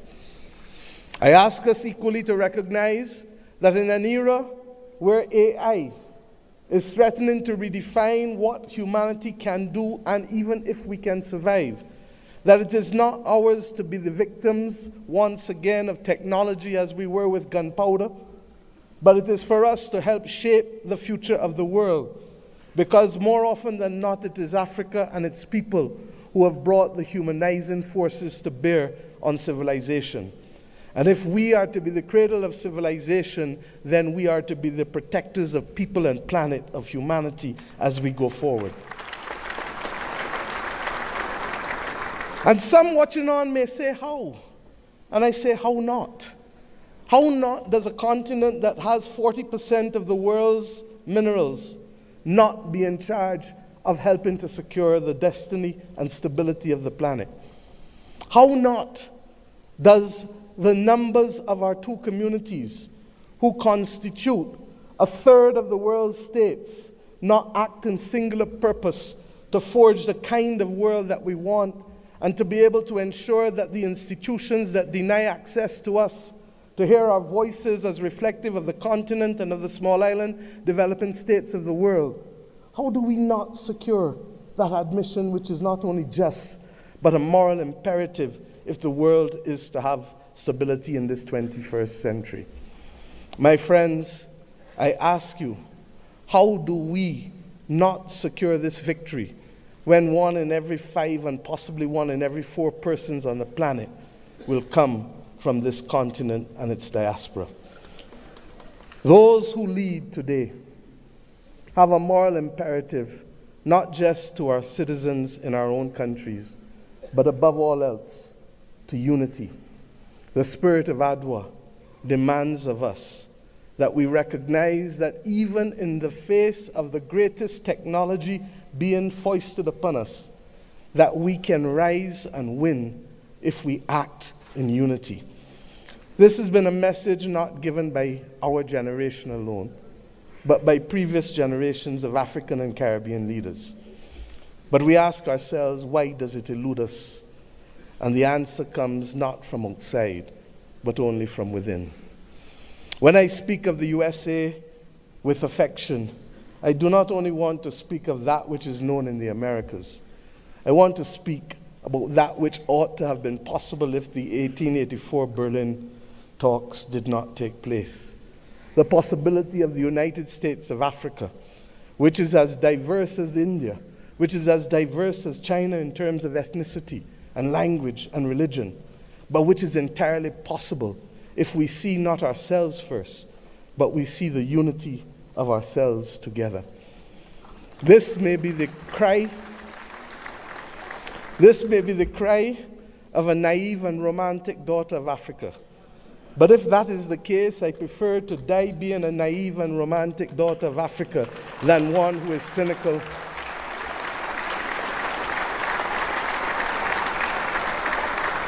and one who is daunted by the actions and power of others. We know what it is to stand in unity with you to fight apartheid and to fight for the liberation of the peoples of Africa. For when President Castro stood to send people from his own country to southern Africa to free your people, it was in my own country that the planes refueled, ensuring that that battle was possible.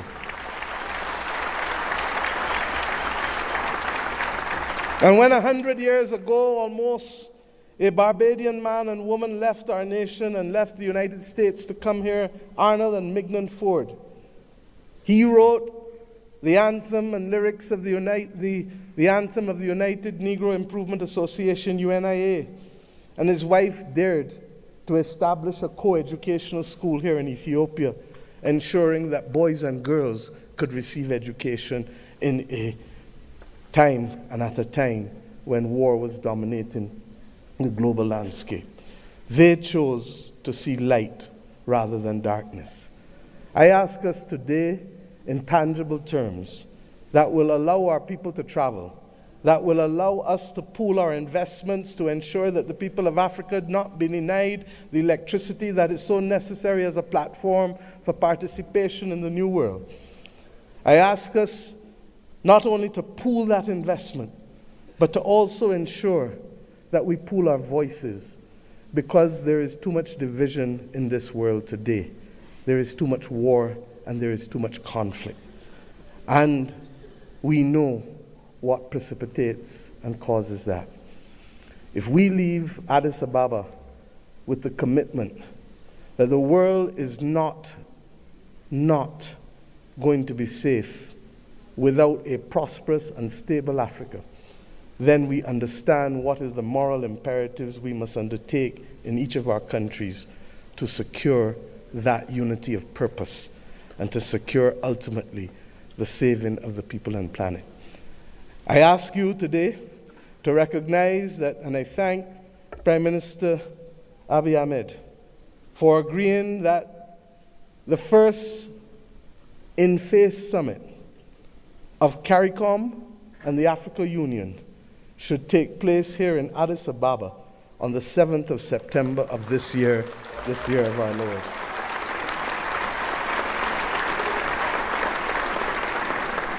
By that simple act, we build on the inaugural summit which took place virtually in 2021.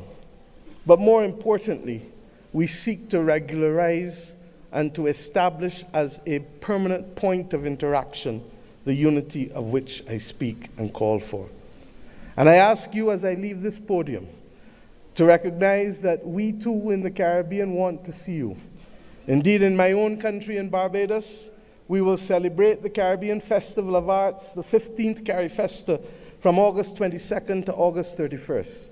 And we do so not only asking for those from Cuba and Bahamas in the north, to Venezuela, to Suriname and Guyana in the south, to Belize in the west and the Eastern Caribbean to come together to express our commitment to each other creatively through food and fashion and music and dance and art and sculpture, and talk of philosophy, talk of religion, talk of who we are, talk of the future. I ask us to recognize that we celebrate this year our resilience, and that we do so not only asking the people of the Caribbean to come, but the people from whom we came here in Africa, in India, in China, and the continent to which we went, in particular, in Central America and Latin America. This is our moment to show the world that we were not simply apostrophes to the history and the modern history of humanity, but that truly we are the ones who can level the playing field and to create the opportunities that will allow the world to see people, hear people, and feel people, and to value the planet and its biodiversity at the very time when it is greatest in crisis. Let us remove the scars of history and be firm craftsmen of our fate, recognizing that the only people who can stop us now are we, but ourselves. We have to emancipate ourselves from mental slavery and to build the future that our people want of us, and to give them that pride that is theirs. And we must do so in the spirit and with the results of ADWA. Thank you.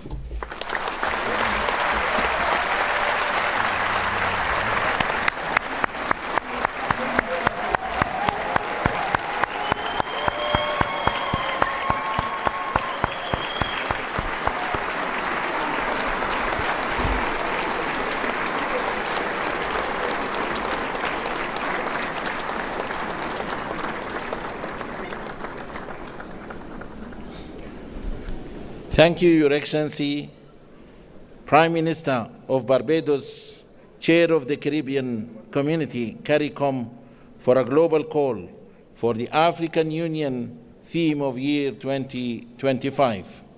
It is my distinct honor to welcome now His Excellency John Mahama, the President of the Republic of Ghana, as the African Union leader on advancing the cause of justice and payment of reparations to Africans. Your Excellency.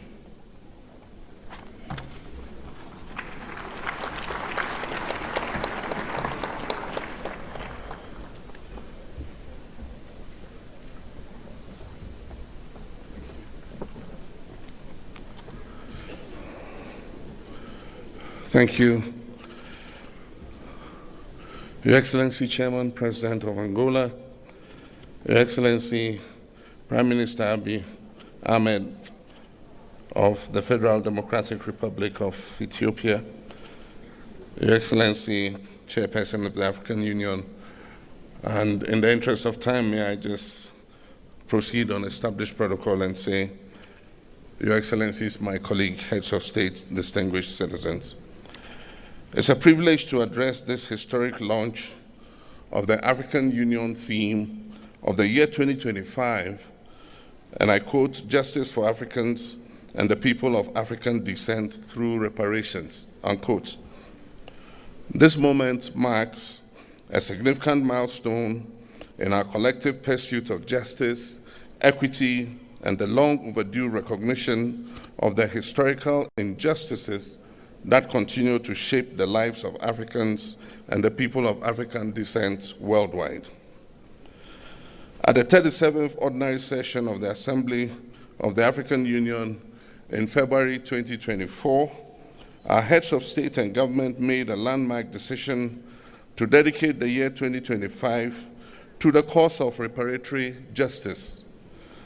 This decision underscores our collective commitment to addressing the historical injustices and their lingering consequences that have impacted generations of Africans and people of African descent. It aligns with our broader struggle for liberation, unity, and socio-economic empowerment as enshrined in Agenda 2063, the Africa we want, a vision for an integrated, peaceful, and prosperous continent. Your Excellencies, the transatlantic slave trade was one of the most heinous crimes against humanity, spanning about 400 years and forcibly displacing more than 12.5 million Africans. It is estimated that at least 2 million of our compatriots perished during the Middle Passage alone. The legacy of this brutal system, along with colonialism, apartheid, genocide, and neo-colonial exploitation, have left deep and enduring scars on the fabric of our societies. Today, the descendants of enslaved Africans continue to face economic disparities, social inequality, systemic discrimination, and racial prejudices. Addressing these challenges require more than just acknowledging them. It demands action. The economic impact of colonialism on Africa has been profound. Historical estimates suggest that the continent lost trillions of dollars in both human and material resources due to colonial exploitation. The forced extraction of wealth, which included minerals, cash crops, and labor, deprived African nations of the capital and infrastructure necessary for sustainable development. Colonial policies intentionally stifled industrial growth, leading to a dependency on foreign economies that persists even till today. The systemic plundering of Africa's natural resources, coupled with the disruption of traditional governance structures, has resulted in lasting consequences, worsening poverty, underdevelopment, and inequality throughout the continent. In November 2023, Ghana hosted the Accra Reparations Conference, a historic gathering that brought together African heads of state, scholars, and representatives of the global African diaspora to advance the reparations movement. This conference reaffirmed the urgent need for comprehensive reparatory justice and laid the foundation for stronger advocacy and policy frameworks. It provided a platform for dialogue on the financial, cultural, and social restitution necessary to address the enduring effects of slavery and colonialism. The outcomes of this conference served as a guiding pillar for our collective efforts moving forward. The 2025 AU theme of the year is therefore a call to galvanize efforts towards reparatory justice. It is an appeal to ensure that the dignity, rights, and well-being of Africans and their descendants are fully restored. Reparations involves not only financial compensation, but also restitution, rehabilitation, and guarantees of non-repetition for the abuse of fellow human beings. It is also about truth-telling, historical accountability, and the restoration of agency to those who have been marginalized for centuries. Your Excellencies, ladies and gentlemen, The call for reparations, while including, extends beyond financial redress to encompass addressing structural inequalities, ensuring educational and economic opportunities, reclaiming cultural heritage, and amplifying the voice of Africa and the diaspora communities on the global stage. Achieving justice requires multi-stakeholder collaboration. Today's pre-launch event serves as a crucial platform for concertedly rolling out constructive consultation, dialogue, and partnership. We welcome the participation of AU member states, regional economic communities, the global African diaspora, civil society organizations, academia, the private sector, and international partners in this transformative endeavor.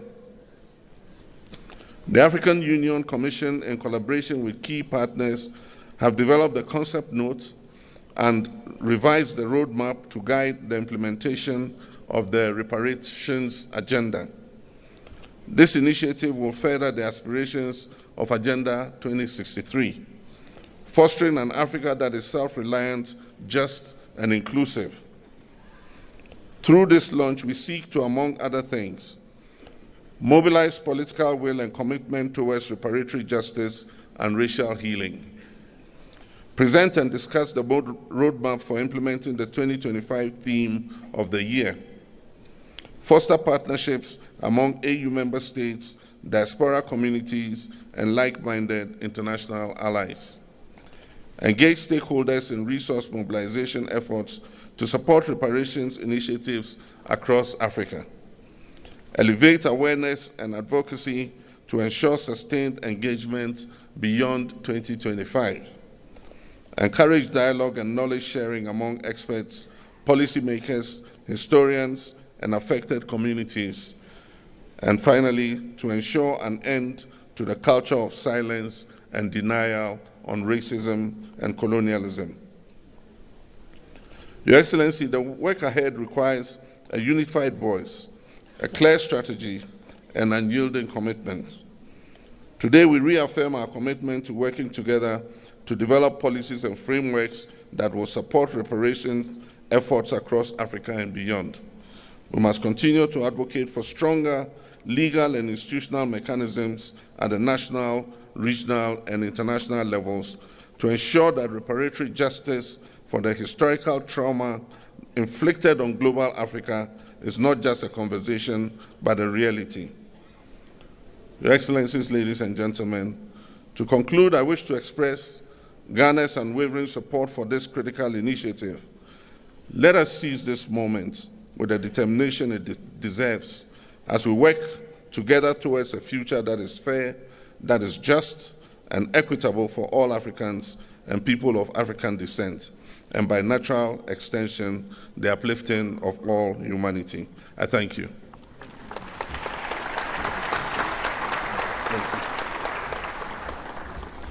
Thank you very much, Your Excellency. Allow me now, Excellencies, ladies and gentlemen, to move to the family photo while calling the rest of the respective delegates to remain in their seats. Remain in their seats, please, to ensure the smooth organization of the family photo. Allow me this time to call Excellencies and Honorable Heads of States and delegates in an organized manner to proceed to the photo session location. Allow me now to start by calling distinguished presidents from Liberia, Libya, Madagascar, and Malawi. Please follow our protocol team to the family photo. There is only one door open for the family photo, which is gate number 5. Please, protocol teams, lead our leaders to the family photo. And then the second row, please, distinguished presidents and heads of states from Cape Verde, Cameroon, Central African Republic, Chad, Comoros, Congo, Cote d'Ivoire, Democratic Republic of Congo, Djibouti, Egypt, Equatorial Guinea, Eritrea, Swatini, the Gambia, Ghana, Guinea-Bissau, Kenya, and Lesotho. Please follow our protocol team to the family photo. Excellencies, presidents and heads of delegations from Sierra Leone, Somalia, South Africa, South Sudan, Tanzania, Togo, Tunisia, Uganda, Zambia, Zimbabwe, Algeria, Benin, Botswana, and Burundi. Please follow our protocol team to the photo session location. Honorable presidents and heads of delegations from Mauritania, Mauritius, Morocco, Mozambique, Namibia, Nigeria, Rwanda, Sahrawi Republic, Sao Tome and Principe, Senegal, Seychelles, please follow our protocol team. Excellency Prime Minister of Barbados. They went? Okay.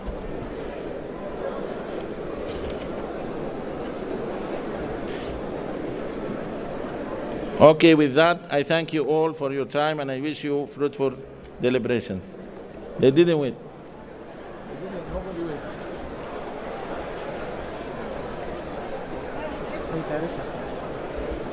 Yes. They will change. I have my team.